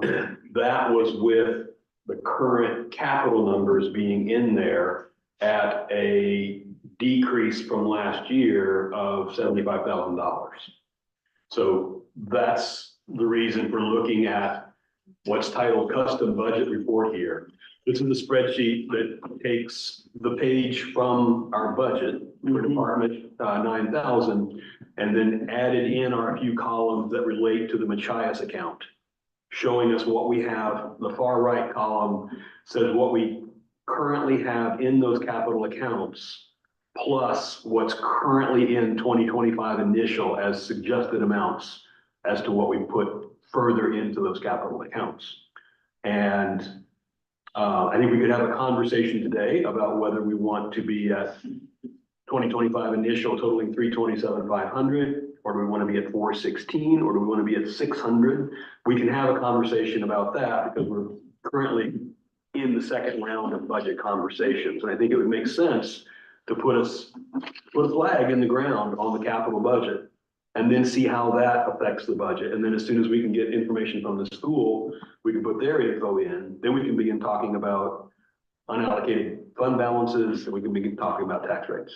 So having said all that, we have an Augusta visitor here who just walked in. Herb, are you here to talk from the standpoint of the finance committee, or are you here to listen, or? I was just getting coffee. Just getting coffee. Where's mine? $10, I'll tell us. Finance committee. Oh, wait a minute, tell me that's good. I'll talk whatever you want to talk. I'm here to represent Coastal Waters Committee, so, and account 9 and 10. Gotcha. So that's. Dredging, Yeah, what it is? Reggie, no, dredging is 910. What's the? 916, 90, 20. Okay, Probably 20. yeah. Our grants is 90-16, 90-20 is Well, flow. then like, Well, could I make a quick statement? Yes. I took $416,000 that was last year's capital budget, and I subtracted $327,500, and I came up with $88,500. You're right. I would just, Okay. Just doing it in my people mind. Yes, Only. thank you. Yeah. Yes. So on that track of sort of like overall, how much money do we want? I feel like we need to get more aggressive in terms of saving for the stone pier, because as I mentioned, I think no matter what we might apply for construction wise, it's gonna be a match. And we don't have enough for a match. Correct. So I think that, and then philosophically, for example, this request for a 50K for a new truck and 7,500 for radios under the fire department. I want to see the capital, what Bill is working on. I want to see the capital inventory existing, and what's projected out. So that the way that's going to work is it will have the equipment that we have in-house and when it needs to be replaced. And I kind of feel like, I don't know where the number of 50K comes from. And also, what the time frame is for the replacement. So I think we need to see a full kind of replacement schedule and make sure that's the highest priority. And I think we also need to see that for virtually everything on this Exactly. list. So Like we used to, but we Bill haven't. is putting together for existing capital, not for anything new, right? I believe he's putting together an inventory based on some information that DP gave him from the insurance report. what are we gonna send? Insurance report and then the auditors, Oh, the other. for an additional $250 a year, which is separate from the audit. They keep track of all our assets, and so they just send me an email with the list, and then so it's very small cost for them being able to keep track of that for us. So we just got our fiscal year 23 list, so I sent that over to him with the previous year's one. My understanding is you're gonna take that and try to add in the light projector. Right. Replacement. Do you have an expectation of time frame on that? I don't, we've been working pretty independently, the three of us on three tasks. We've only been meeting once a month, but see if we have tolerance. When's the next meeting? The 27th, Saturday. So you're not meeting before? No, that's the April. Yeah, you might, but I mean, I think it would be good to communicate to Bill, and I'm happy to do it, that we kind of need that yesterday, so maybe he can have it in the next couple weeks. He said he has all the information. I think he just has to compile it. We're using a format that the town of Pownell uses, which is a spreadsheet, which they project out. You know, it's basically just a replacement schedule and it's sort of a table. And I think it would be very helpful for us before we kind of make the final decision, not to say we can't talk about the favorite things. So what I'd like to do, three things. One, I'd like to hear what Herb came here to talk about relative to accounts 9016 and 9020. Two, I would like to then have the board just go through and make just totally estimated suggestions as to additional monies to put into the capital budget for this year or lesser monies to put into the capital budget for this year. So I'd like to do that after Herb talks. Thirdly, I'd like to suggest we take a 3-minute bio break. That's okay? Good idea. Stand up, stretch, go to the bathroom, steal Herb's coffee, whatever. Is that okay? I thought he would have gotten us a copy and not about that. I didn't want to see that I was driving the board. You have to be very. I'm easily influenced. I'll make a run over there. I'm all set. Thank you, though.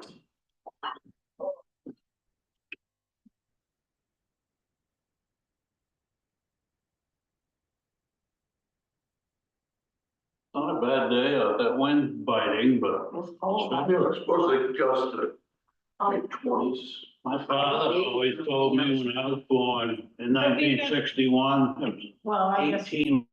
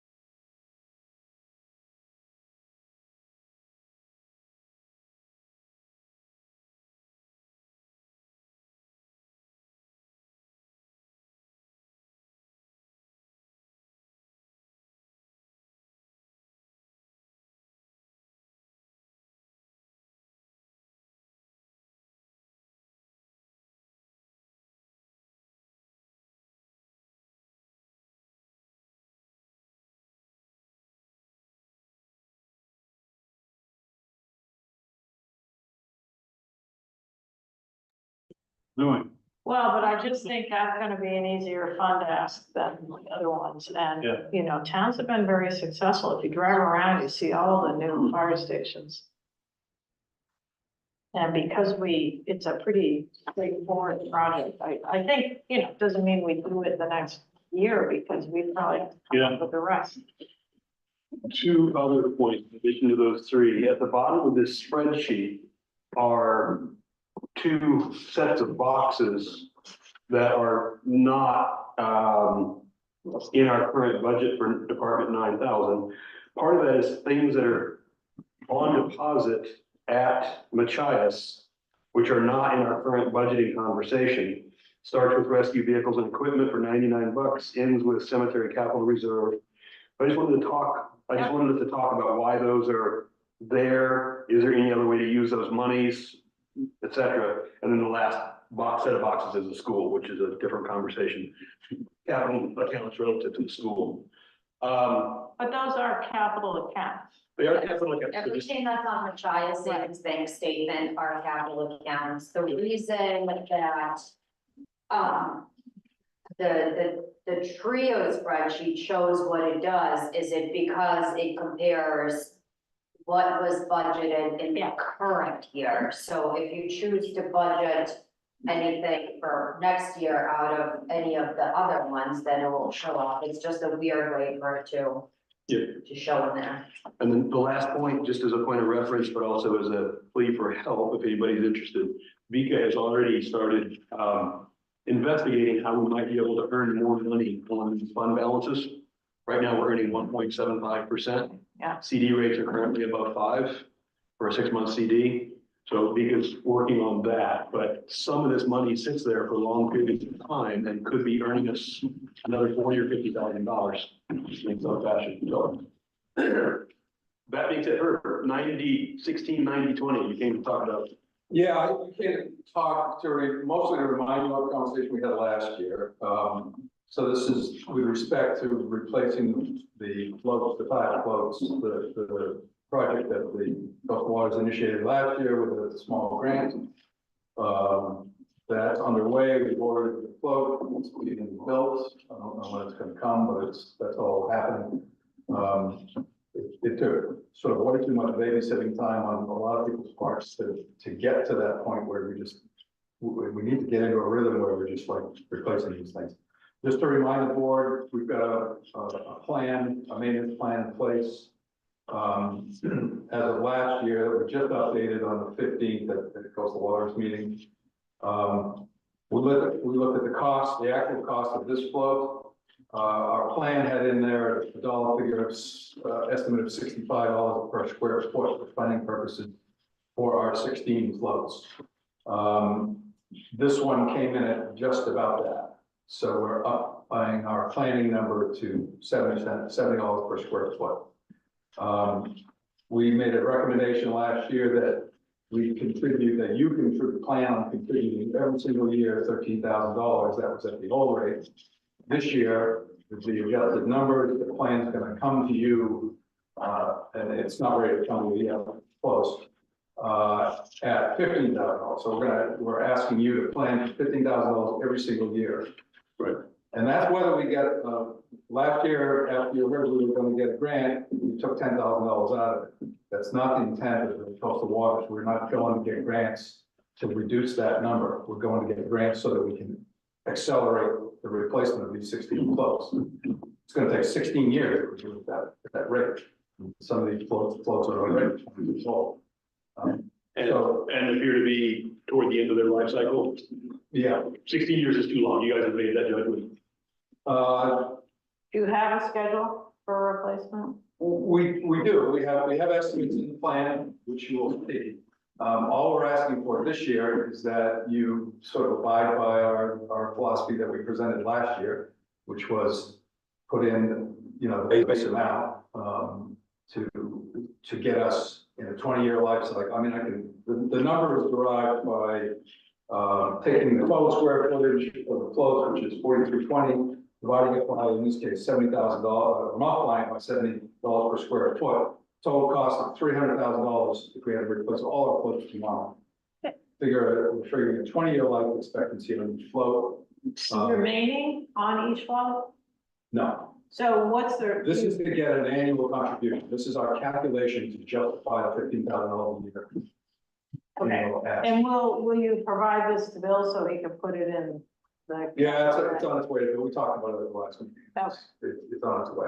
But I mean, I'm also going to provide. if we had to wait, whatever it is, 15 years to replace them all, is that workable or do they need to be replaced more quickly? No, I don't think it's workable. It depends on how much money you want to spend on repairs and maintenance. Well, it also depends on when are they gonna solve, when are they gonna become unsafe?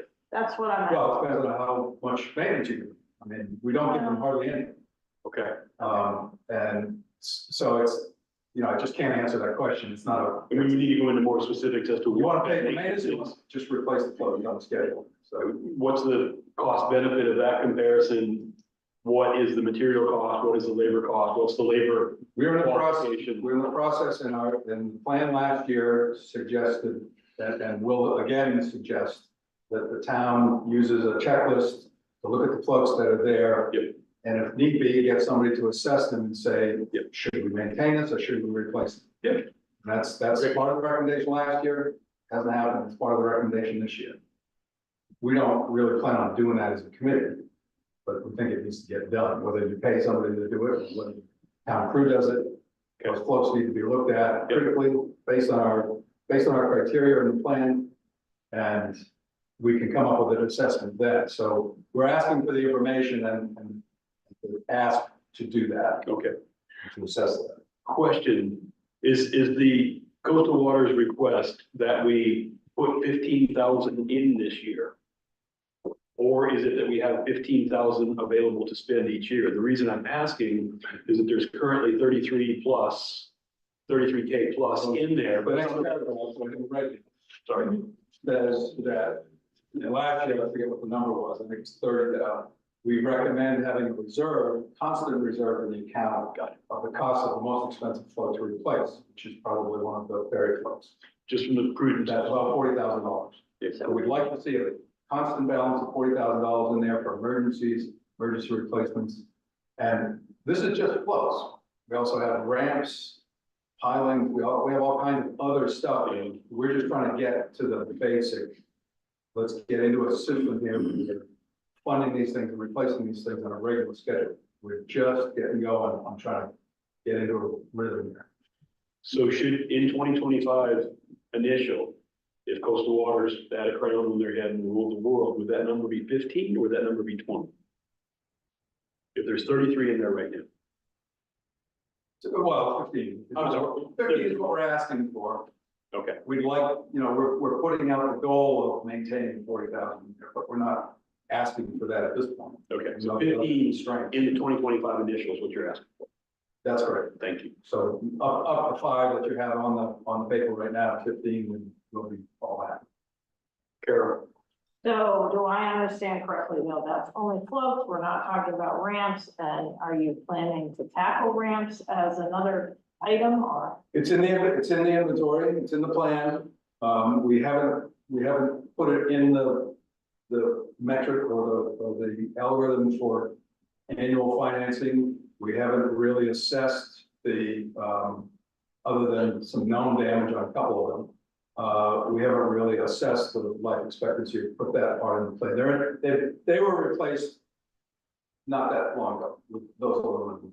So those will go on the schedule, the capital schedule that Bill is putting together. Yes, and they're already on the sheet that she gave, that Vika gave them, and also in our plan as items. so when you ask about ramps, you were talking about gangways, not barge ramps, right? The ramp, the 90/20. Okay, thanks. And so I guess, maybe this is not, you can shut me down if this is not the place to bring it up, but personally, I think we should, it just doesn't seem to be in Public Works wheelhouse to deal with the marine infrastructure. And I'm wondering if we shouldn't just have a contract with Custom Floats or somebody on the island, the boatyard, I don't know, do an annual inspection. I agree the committee shouldn't have to do it as a committee. But I kind of feel like we need to get in, it's an important part of our operations and we are seeing more severe storms. So personally, I think we would benefit from contracting it out somehow, on island, off island, and doing it as a regular thing. And so I guess that would be more of an operational cost than a capital cost. Could coastal waters take a look at that question and come back with a recommendation? We have, their recommendation is specifically to have the town public services do it. Okay, That's what's in the report this year. they Okay. think that's a better approach, because in the meeting I was at, that is definitely not the, so that was their recommendation? At the 2:15 meeting. And then they would provide a checklist, so then they have a checklist to check off, so they know what the maintenance should require. And that's all done, it was in the report last year and in the. Okay, that was not the tone of the conversation. So, Anyway, that's fine.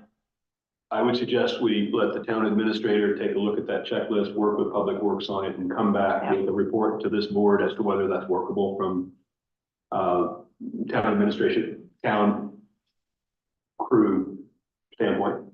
I think the committee would welcome, but it's a dollar ask that the committee would rather put money into the replacing the floats. Well, let's go with the committee's recommendation Yeah. and follow through on that and see what the town administrator comes back with. I mean, they had opportunity. I guess the other question I have is, are these floats both the floats on the Cousin side that you're talking about and the island side? Yes, there's 16 floats that we own and operate, on Stone Wharf, Chandler's, there's 3 Chandler's, Stone Wharf, and Cousins. And refresh my memory, was the Five floats, what were the floats in the evaluation by Calderwood or whatever, did it include the town float? It does not. The approach on that was that, the pier is joint. That's what they looked at. The Okay. float is a Yarmouth float and the float is a Shebang float. Those are separate. Okay, Can we make a request to coastal waters by way of, a capital oriented request to coastal waters by way of your presence here? Yeah, sure. There is a report from Alderwood about the state of the stone pier, the need to repair the cribbing, and some repair on some of the other infrastructure. Basically, the pier is in decent shape except for the cribbing basket of rocks that's underneath there. You're talking about Cousins. Yeah, I'm not Cousins. Yeah. You said Stone. Pier, stones. Okay, got it. Does coastal waters want the town to invest in engineering and design for a larger, or in other ways expanded float on the Shebang side of Cousins? Expanded to allow the 80-foot ramp that we've all talked about for several years. Expanded in order to provide more tie-ups. And expanded in order to provide a better opportunity for Shebangers to land and drop people off so that we're not using the Yarmouth side to do that. Those all 3 of those topics have been talked about before. They came up in the last joint standing committee meeting with Yarmouth. Given that we've got this engineering work underway and some repair work is going to happen, do we want to consider funding expansion of the Shebang float to accomplish any of those 3 things? If coastal waters could make a recommendation on that, that would be good. On the main side, on the Cousin side, yeah. Okay, so and you would wanna, I mean, you might wanna share the report. I think we did ask to send it to them, right? I sent Justin an email this week with the report and, asked very briefly, What I just for them rambled. to look into it and provide some recommendations to the town. I think the town indicated they would welcome that. We would have to go through a permitting process. Oh, absolutely. But Permanent the design. town would love to have us expand our facilities and take the pressure off things. Yarmouth. Yeah, Yes, yeah, yes. sorry, yeah. Yes, Yarmouth would love it if we did that. The ADA implications of the 80-foot ramp, I think is something that should be talked about. Eventually, from what I've been told, we need an 80-foot ramp on each side, given the magnitude of tides, floats, and how people access. I've been told we're in violation of ADA standard with our current ramps. even with an 80-foot ramp, you're going to be in violation of the tides, just so you know, Why? because of the angle. It'd be 100-foot remove. You're not going to meet the ADA requirements for those, Yeah. for So those, what is, strictly speaking. well, this is, But it's a good pay that to get further Yeah. towards that. So there's that. There's also the concept of widening the ramp so that people can go down and up at the same time, for example. whether that would be better for rescue, all that kind of thing. So if coastal waters could come back with recommendations on that as it affects the capital budget, that would be a wonderful thing. Okay, I'm not sure when our next meeting is. Meetings with that group are. Yes, understood. And even once they're there, they've all been working since 4 in the morning. It's hard to get them. Can I speak very quickly to this request? Yes, please. First of all, I support the request. I've been to a couple, 3, coastal waters meeting. I've also been present looking at the floats when they're hauled up in the yard with Justin Dowdy.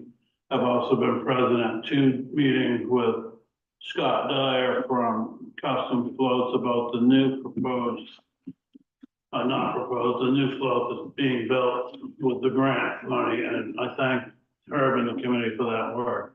My opinion is the floats that we have right now, not ramps, excuse me, the floats that we have right now are working. They're probably 20 years old.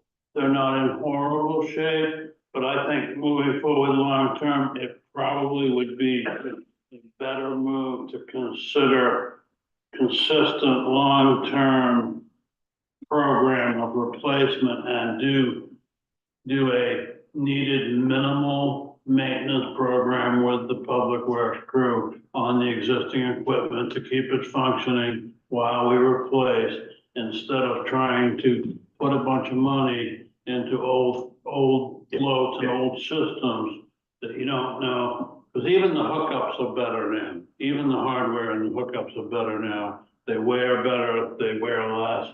So my opinion is to try to maintain this program that's being recommended by the coastal water, even though financially it's going to mean more of a slightly aggressive approach.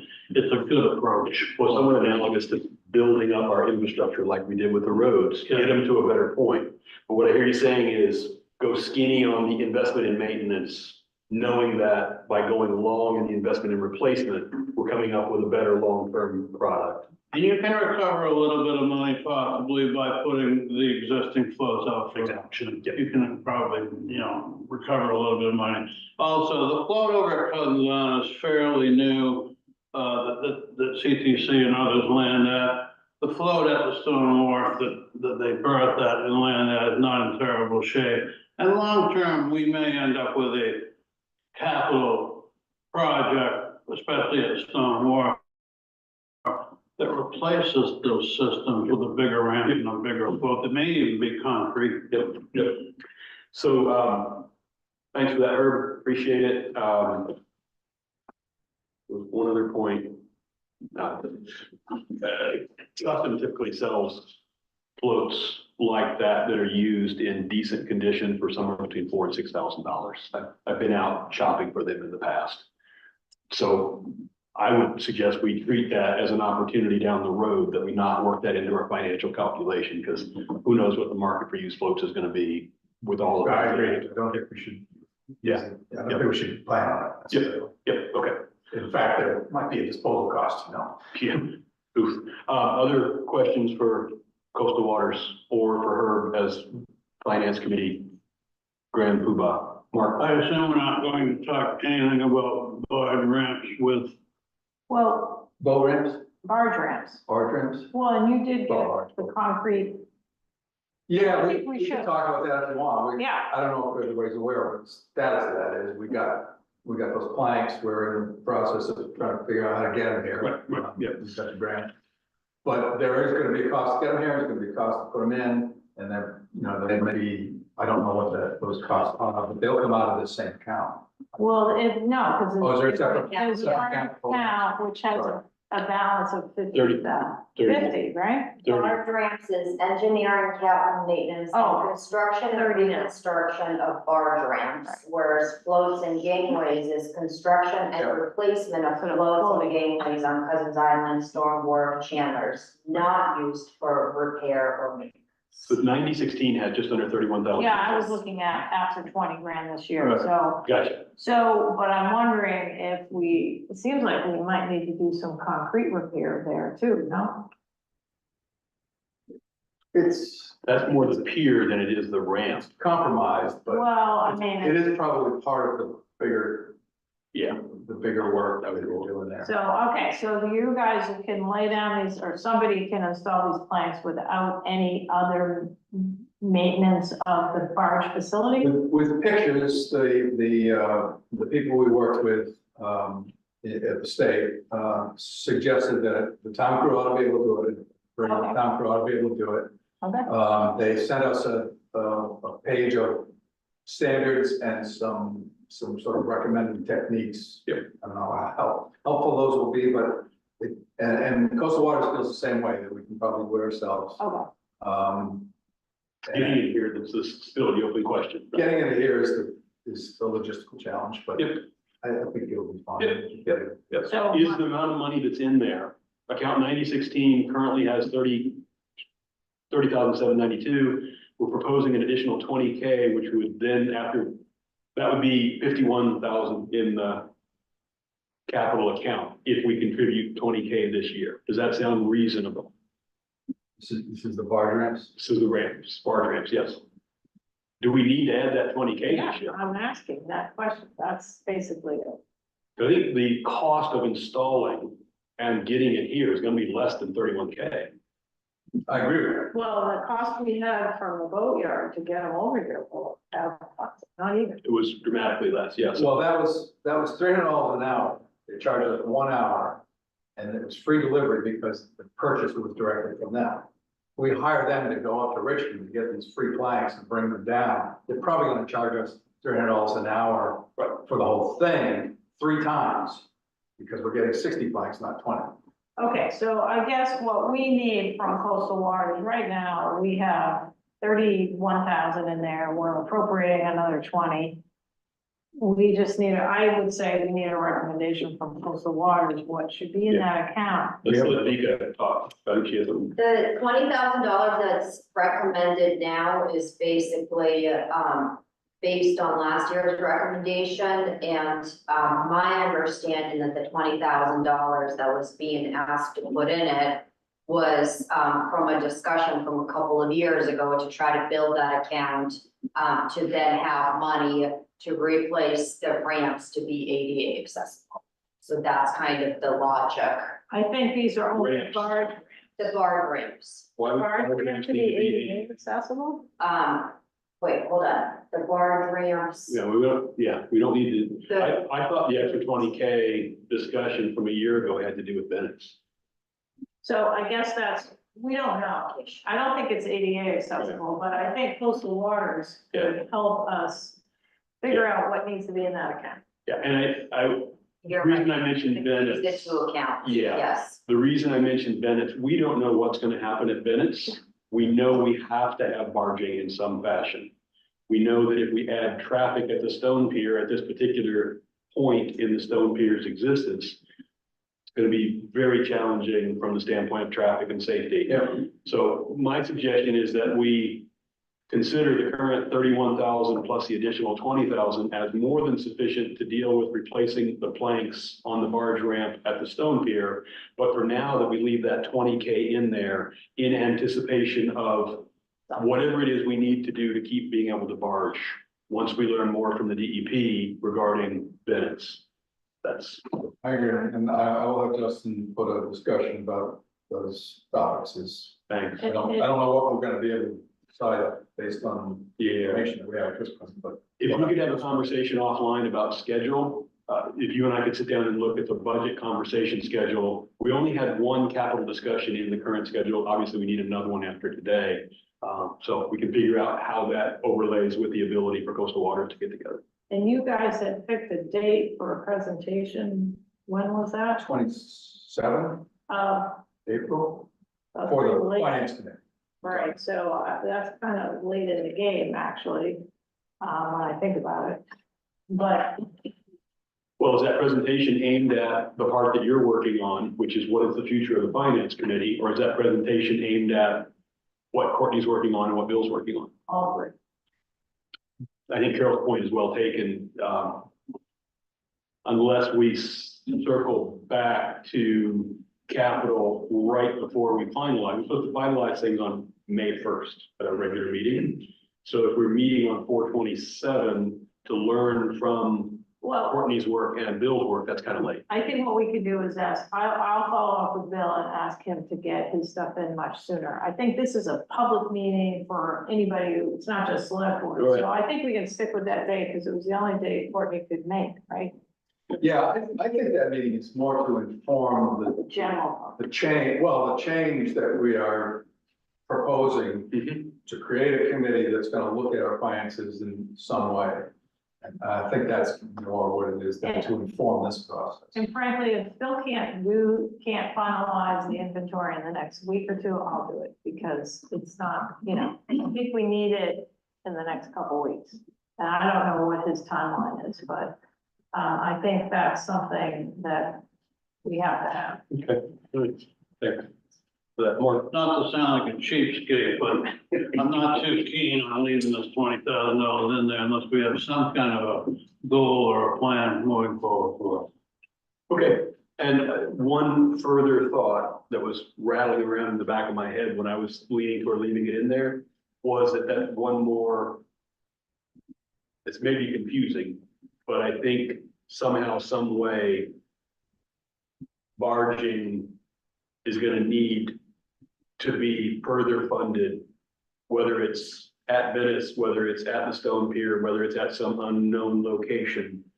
Yeah, so, but you're right, we don't have any specifics. Well, it's fine, I'm not the last word, I can easily be outvoted even right on this table here. I'm just saying, unless we can say to the taxpayer, we're leaving that in there and we're building this fund up because we think we're going to improve the stone wall, and that money can be put right into that expansion of that bar here along with that project and help soften the blow, that's fine. So, Yeah. thanks for that, Mark, that's a good point. I had planned on ending this conversation at 11:45 to give us all a break before we go into executive session at about 12:30. That means if we follow through on that, we've got about 25 minutes left to talk, if everybody's okay with that timing. I would suggest that we go through line by line, starting at 90-10, and talk about changes we need to make to the 2025 initial. As Yes, best we that can. makes sense. I've got some really quick points and questions when it's appropriate. Let's go down, let's just go down item by item in this case. So 90-10, and 2025 initial is Vika's first cut at it, so I'm just gonna refer to it as such. Vika, drop that out. Yeah, we're not doing more dredging. Yeah, and you're gonna move that 100, should we propose in the warrant, moving that 135.79 into undesignated? Well, I don't know if that's what's left over yet. What are you talking about? So, Yeah, Oh, we still have to make a payment. yeah, okay. So there is still a final payment to be made that's yet to be determined, but they're based on what the estimate was at the last town meeting and what the bid came in at significantly lower. So, I mean, it could be, 8,000, it could be 30,000, that could be a difference, but Do you have an idea of what the top end, I'm wondering if we can move any of that 130 out of that account into other. right now, I don't feel comfortable making a recommendation because I haven't received Yeah. any, Makes sense. Yeah, So that was any knowledge. my question.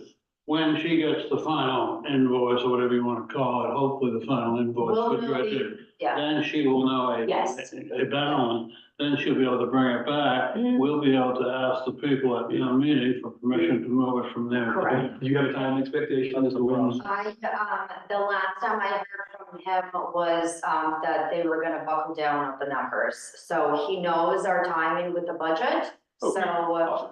I would assume, my assumption is within the next month, because they want their money. Yeah. They will provide us a Yeah. bill to make the final Okay. payment. and I would recommend that if we know by town meeting, we make a recommendation to move any balance into the stormwater fund. Exactly.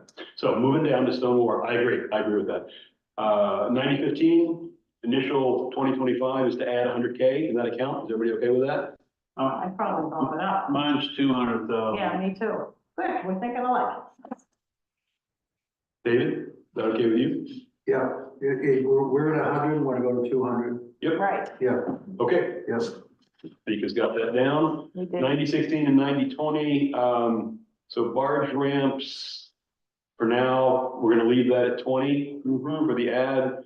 And floats and ramps, Coastal Waters has asked us to change that number to 15. Is everybody okay with that? Anybody okay with that? Yeah. David? Yeah. Okay, change that to 15. Fire Department Reserve, I believe what we said is we'd like to know more detail from the capital plan when we see that, but leave it where it is for now. Is that right? I do have a little information on Okay. that might help clarify. So, when I first time around, I was hired as the TA. Ralph and I sat down and he explained to me the budget, there is one fire truck that, has been due to be replaced, that needs to be replaced. We discussed, he said that it was on a payment plan to be replaced many years ago. It hasn't happened. So, he provided me with a cost estimate of that, and then we took that and divided it by 6 years with, a level of, I think, like 10% contingency or something like that. And so that $50,000 is an estimate amount over a course of 6 years of, would bring it up to a couple $100,000. I'd have to look back at my notes from a couple of years, from 2 years ago in the budget. So that's where that $50,000 is coming from. And the $7,500, so the number is going down from last year because last year there was the $20,000 or the number that was put in for a radio upgrade, which is irrelevant and different from what the 3 towns are doing.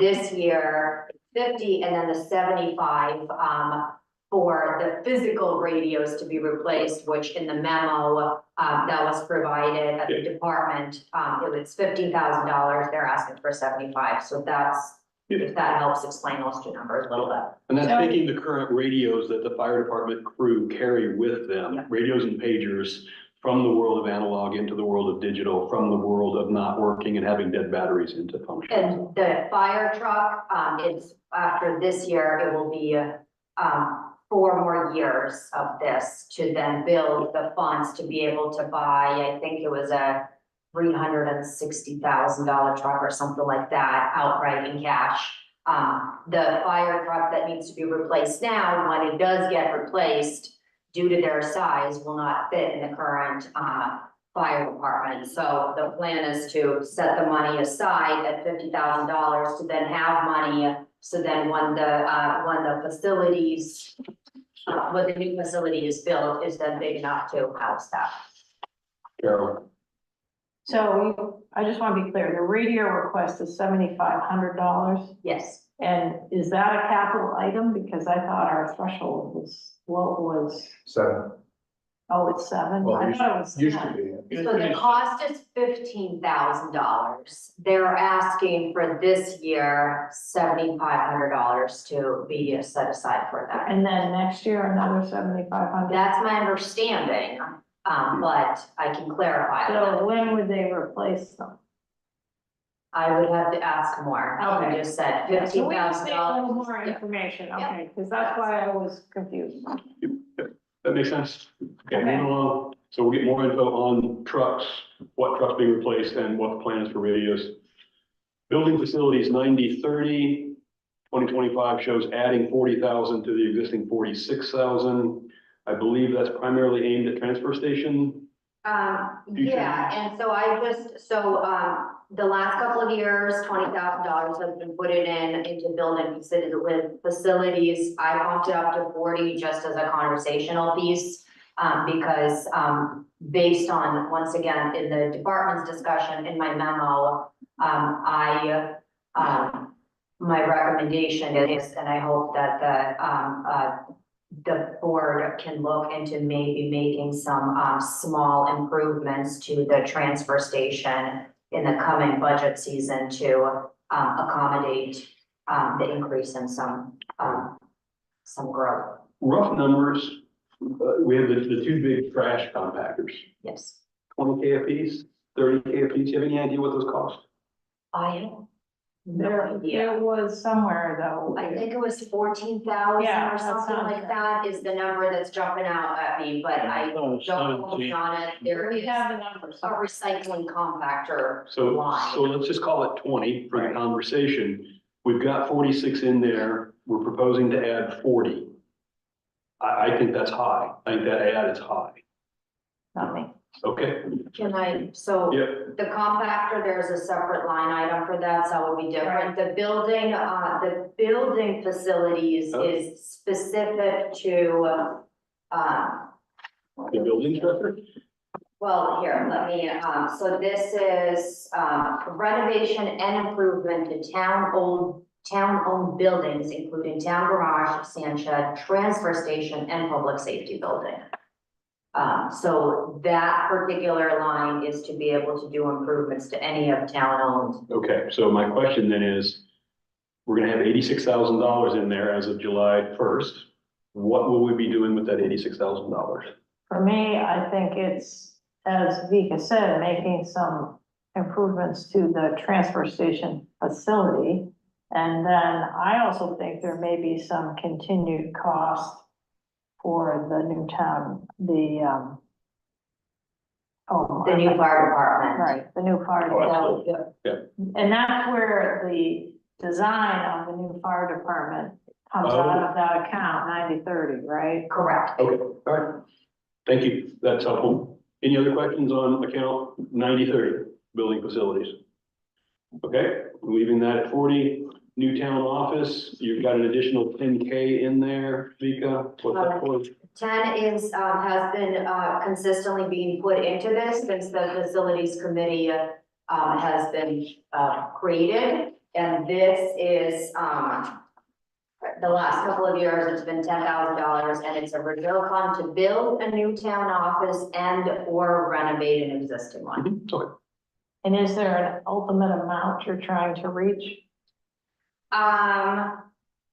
No, Okay. this is just a number that. All right, so I think at some point we wanna come up with that. Yeah. But, Yeah. okay, I think the most recent budget prepared by Port City, delivered to the facilities committee, had a very, very, very rough estimate of the refurb Yes, so of the that would be. existing building to town office, but I don't remember what that number was. right, so It, 1.3, 1.4 my million. recollection was it was between 900, 1,000, a million, but Okay, yeah, I think. all right, so let's leave that in there for now. That that concept included things like adding, changing some of the fire department side of the existing building into living quarters for employees who might, that kind of thing. So anyway. Yep. Leave that 10 in there. Land acquisition and development 9032, currently 23,000, proposed adding 10,000. Any conversation on that? Again, is there a goal or target that we're aware of? I thought the original conversation had to do with, providing money so that if land became available, the town could strike.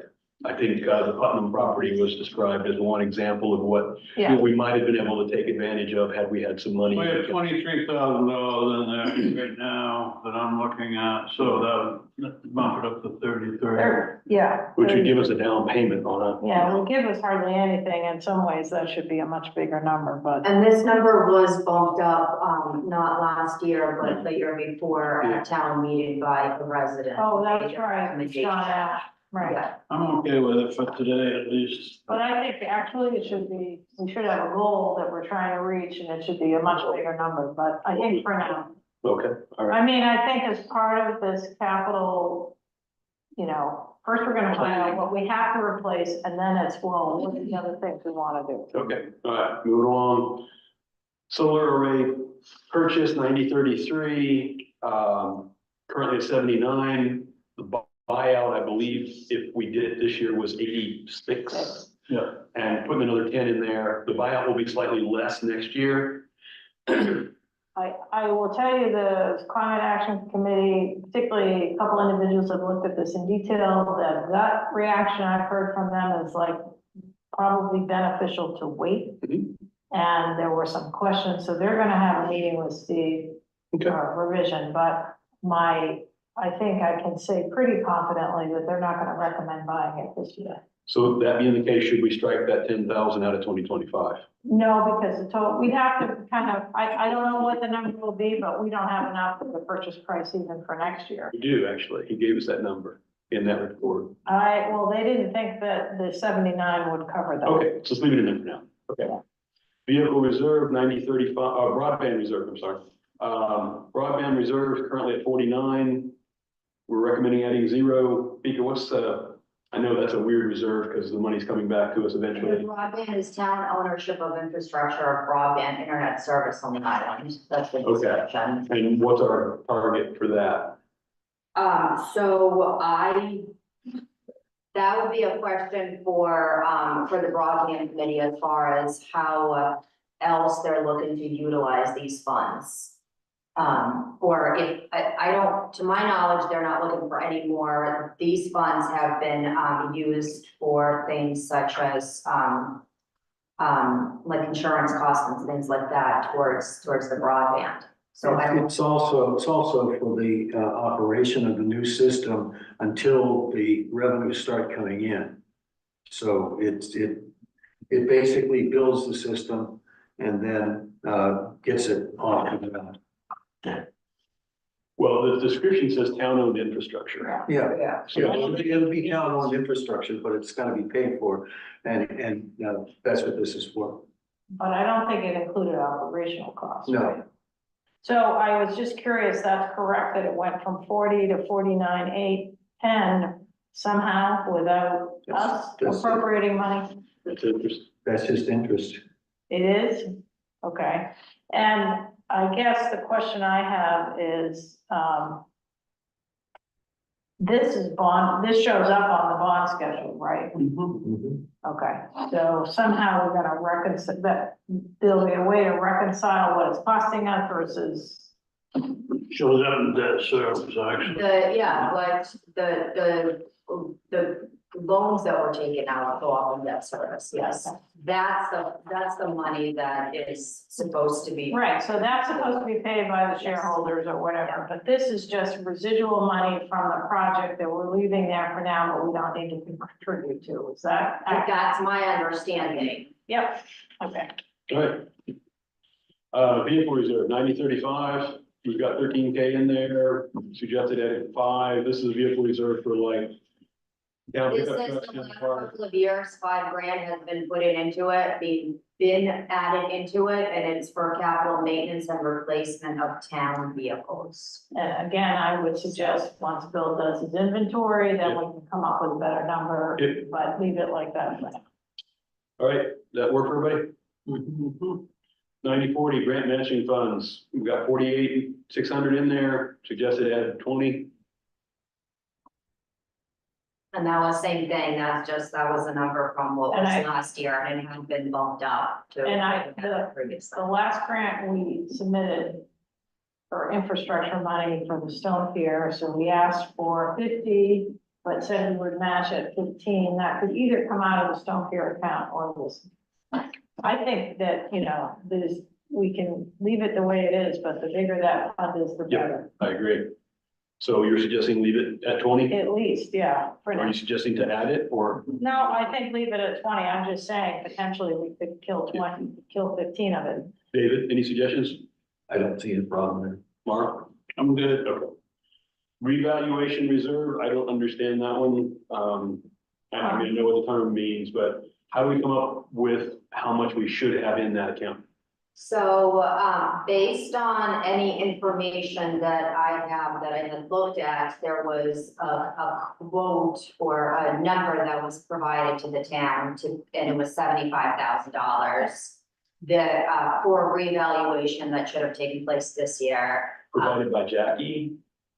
I believe that's the case. This is from, initially when Marjorie put the information in. And so Jackie had recommended last year to not do the revaluation this year, which is why money was not put in last year because of that. But I think it could potentially be wise with the new assessor to have a better understanding of what revaluation costs are now compared to what they were a few years ago. Could you bounce that off him? Yeah. That'd be great. Yeah, I agree. Thank you. paving, 90-50. We've got 63 in there, suggested adding 25. Do we have a paving plan for this year? This is what I was talking about. I don't know why, I mean, we need a plan, we need to have, So I thought we still had some outstanding paving, no? I thought we had some contract work outstanding that got delayed because of COVID and things like that, but So I'll be quick if you don't mind, Vika. Go for it. Right now, you've got the money in the reserve account. There's a signed contract pending with Allstate to chip seal Chandler Road, Olcott Road, the beginnings of Fenderson and Cass Road, and the stretch from Roy Hill to the end. It's not my recommendation, at least, to go ahead with that contract, including South Road, because we still haven't fixed the rotten culvert in front of Julie's mailbox. And we still haven't tried to figure out whether we're going to add the new culvert with the drainage easement onto Melconian's property. So until we decide that, I don't want to see a finished coat go on that. We can renegotiate the contract with Allstate, who has yet another new road paving foreman. I don't know who that individual is yet, and maybe do those other chip sealings while we finish up or figure out what to do with South Road. As far as any new paving, I'm not aware of any plans to do any more paving of even parking lots at this point. Right. So I'm not so sure we need the 25,000 proposed. So what's the cost if you took out Roy Hill Road, I mean, and you strip sealing the other roads that, I sort of think of that as paving, but you think of it as a different thing? Yeah, we already have the money. So you're saying we have, right now, we have, Oh, we don't have, I'm sorry. No. We didn't So the, give them any of that money because the work didn't ensue. correct, so the initial paving that was done on those roads has been paved, but then they recommend what within 2 years, you go and chip seal. That money we don't have, the funding for, and so the last couple of years, a lot more money was being put into this to pay for these costs. Last year it was cut back to put focus on other, expenses, right, and so so we it's, didn't control. that work, I mean, should be done, I And would what's say the in the cost? next. We don't have an updated quote for that, but Do you have a ballpark idea? Is it 100,000 I or guess- is it? Yeah, so I guess you're gonna have to probably consider that 25,000 because the contract was 130,000 for everything. Okay, And I'm not so sure what the number would be taking up the stretch double chip seal. well, yeah, let's leave it in there for now. what they recommended was to combine both of those projects, this project and those, because it's a lot more cost efficient to the town. So what's in the way of us fixing this culvert out here and the Melconian? Well, I'm not so sure we finished the drainage easement. The easements have And not file, been you finished. need to file it with the Register of Deeds and it needs to be completed before you can do that. Who's doing that? Is Well, we that, were in the process, but we've never finished it. but I mean, is it still outstanding in discussions with property owners? Yes, Okay, yes, it's not that we just haven't filed. correct. and how do we move that forward with the property owners? What's required to make that happen? There was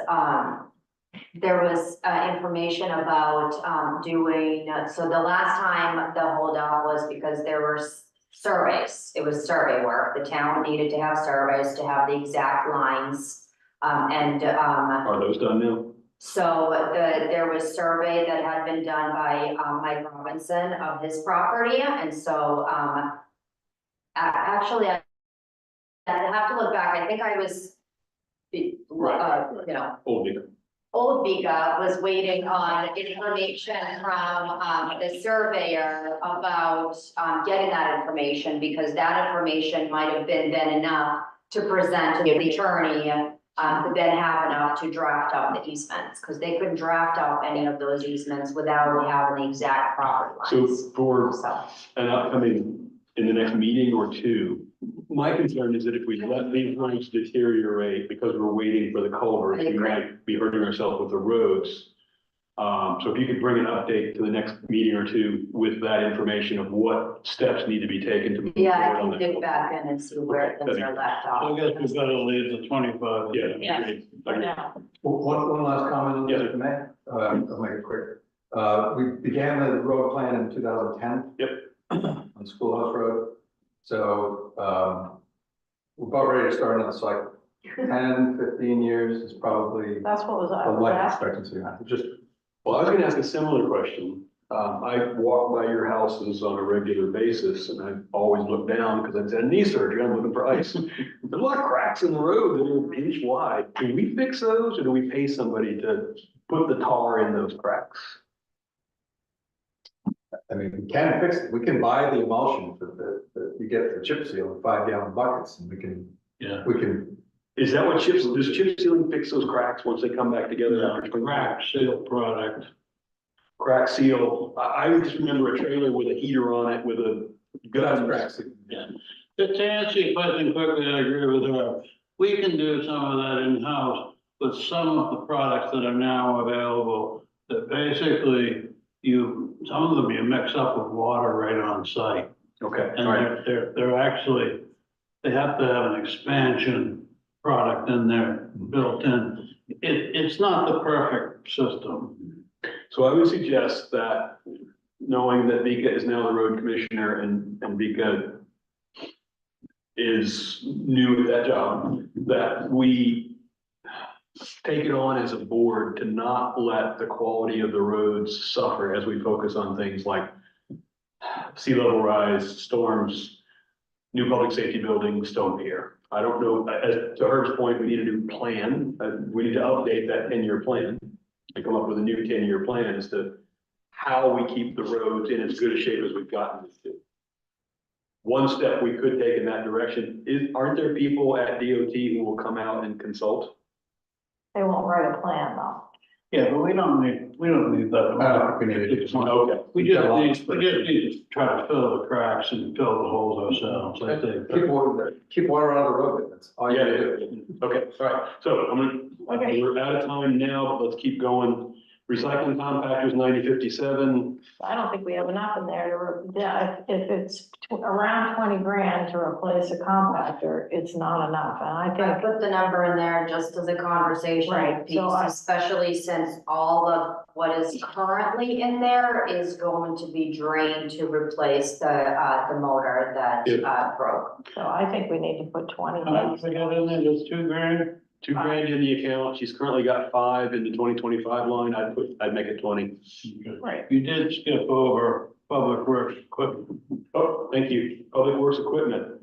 We've got 25K in, no, we've got 6,600 in the account. Because suggesting raise it by 10.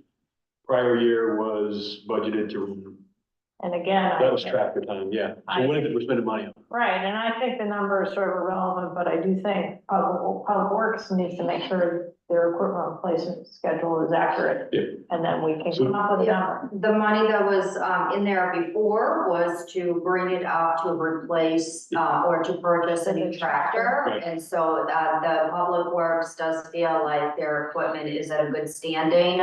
That gray truck that the town has, Pretty big. is pretty beat up. And so, once again, the number in here is just kind of, just for the knowledge sake of what is the Beginning. plan to build, to replace or maintain Right. properly what we have, and then potentially replace that gray truck at some point. I'm sorry, what did recycling go up to? 20,000 From 5. allocation to make it, 20? yeah, to make Thank it you. 20, And Public 22. Works equipment, I would leave that 10 in there for now, but would ask for Yeah, we some gotta get- sort of a schedule looking forward. We Yeah. think we need to replace the gray truck in 3 years or 1 year or whatever it is. So moving along then to 9058 easements and drainage, we've got 83 in the account because No, no add. Everybody okay with that? yeah, Coastal Access Fund, we've got 16,000 in there. 2025 suggested is another 10K. What do we need that money for, Coastal Access Fund? So this, had been increased last year. I think it was a board member that made the recommendation. It's the easement purchases and capital structure, road path construction and repair facilitated public access to coastal waters and beaches. I think you were using it, you were contemplating the Indian Point parking coming out of that. I always thought Indian Point parking was gonna come out of Indian retaining wall. Indian Island last year was changed in description to be Indian Point Public Access Oh, okay. Planning and Implementation. So when you didn't the board use coastal access for one of these repairs or something? I mean, So the coastal access fund, the current money that is in there, which is what, 20-something thousand, right? 65. Yeah, so that money has been completely drained out, and that's to the Soul Road repair. It just, Okay, I have. because it's not done, we haven't made that payment, which is why the money is still sitting in here. I thought we took the Soul Road repair out of contingency. It had to come out of Oh, got it. How much was that total?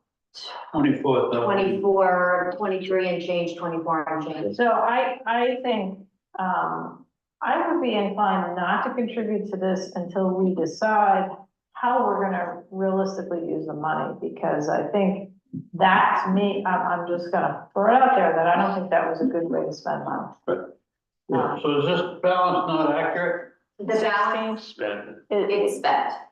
16,593 is spent. It So, hasn't I come mean- out yet because we haven't paid the bill yet. Right, Tim? I would suggest we keep the 10 in there, and I'm thinking specifically of the access that the work that needs to be done to get to Hamilton Beach. Yeah. Having said that, are we gonna get FEMA money for that? How much is it gonna cost Public Works to do that? I don't know. But that was the only thought I had in my mind, and I'm not even sure it's an appropriate thought. Carol? Yeah, I think we need, I don't know if it needs to be, I mean, in some ways we have too many accounts, but I think we need a storm damage, climate resiliency account that is specific, because to me, coastal access and then using the money to repair Soul Road when it was never discussed as a capital item specifically, seemed like not the best way to expend the money. And I would be more inclined to set up a separate fund that is really aimed at, say FEMA gives us some money for the road, and we've got to come up with a balance for that kind of thing, that we use specifically to address unexpected damages related to climate, storms. Would you That's how I- suggest suggesting to town meeting that we change 90/70 to We could, resiliency? we could. Coastal resiliency fund? Yeah, and I think, but I think it should be that, yeah. I mean, I think it should be specifically related to kind of the unexpected damages that you couldn't anticipate as part of your regular capital plan. Other thoughts? I don't completely disagree with that. I think originally this may have been set up, and I'm not positive of this, for access to Division Point down those stairs, Coleman Cove down that. All the coastal access points that we have. Mark's right. The residential shore access. But I don't really care how we look at it as a community. Some of these places we're not gonna be able to Right. keep it out Right. of. That's the bigger point. So, How much do we want to budget? Carol, do you want to make a recommendation that we add an account called coastal resiliency?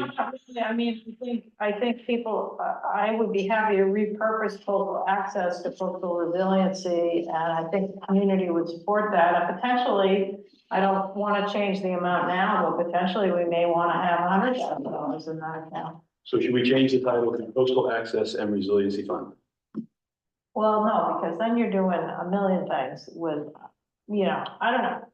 Let's not spend any more time on it today, because we only have 7 minutes. I'm okay either leaving it in there or Yeah. taking the money right out proposed. Because the money we were putting in would be the actual balance at the end of the Correct. year, right? I'd leave the 10,000 in there. David, what do you It's think? not a big deal to me. I'm okay leaving it in there for now. Okay, Okay, David, Likewise. okay.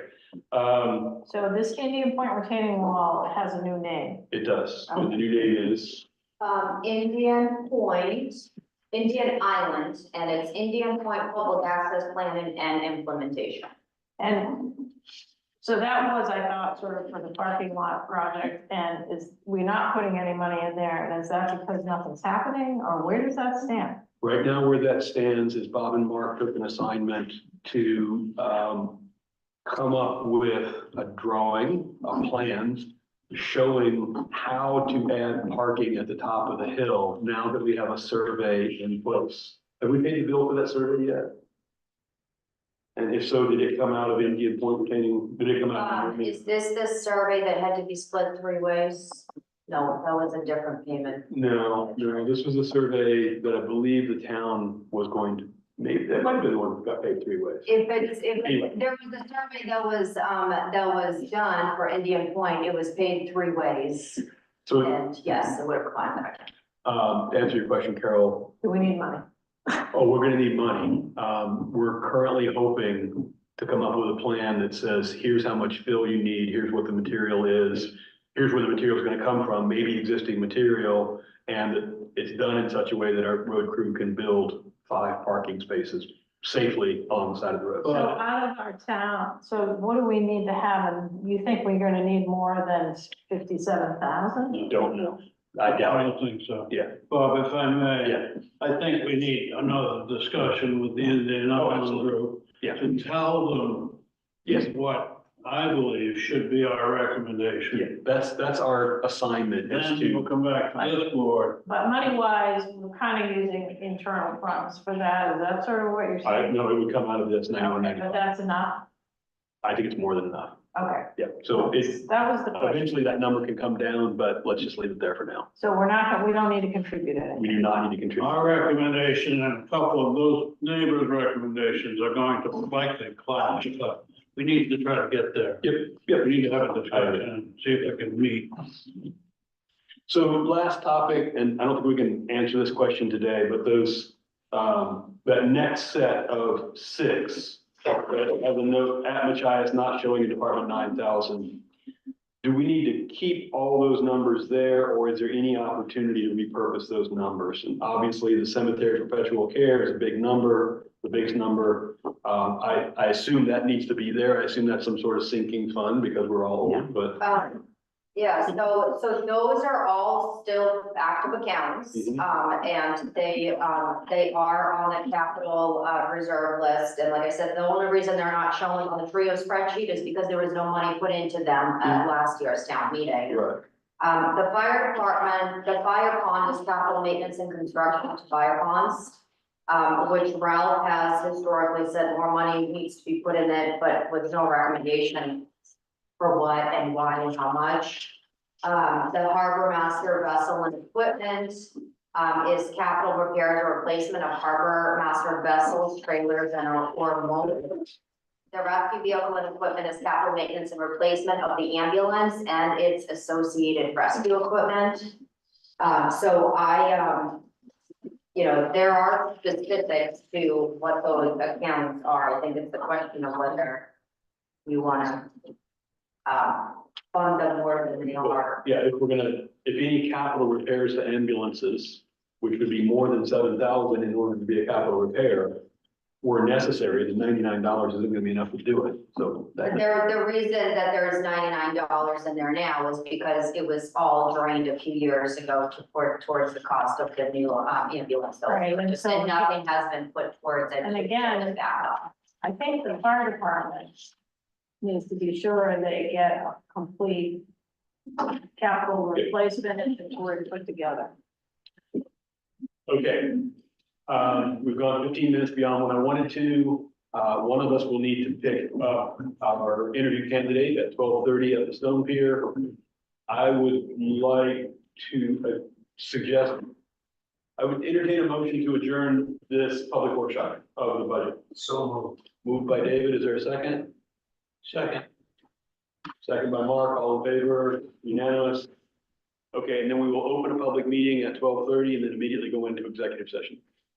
So can I just ask a question, that I understand you correctly, though, theoretically, we weren't revisiting capital?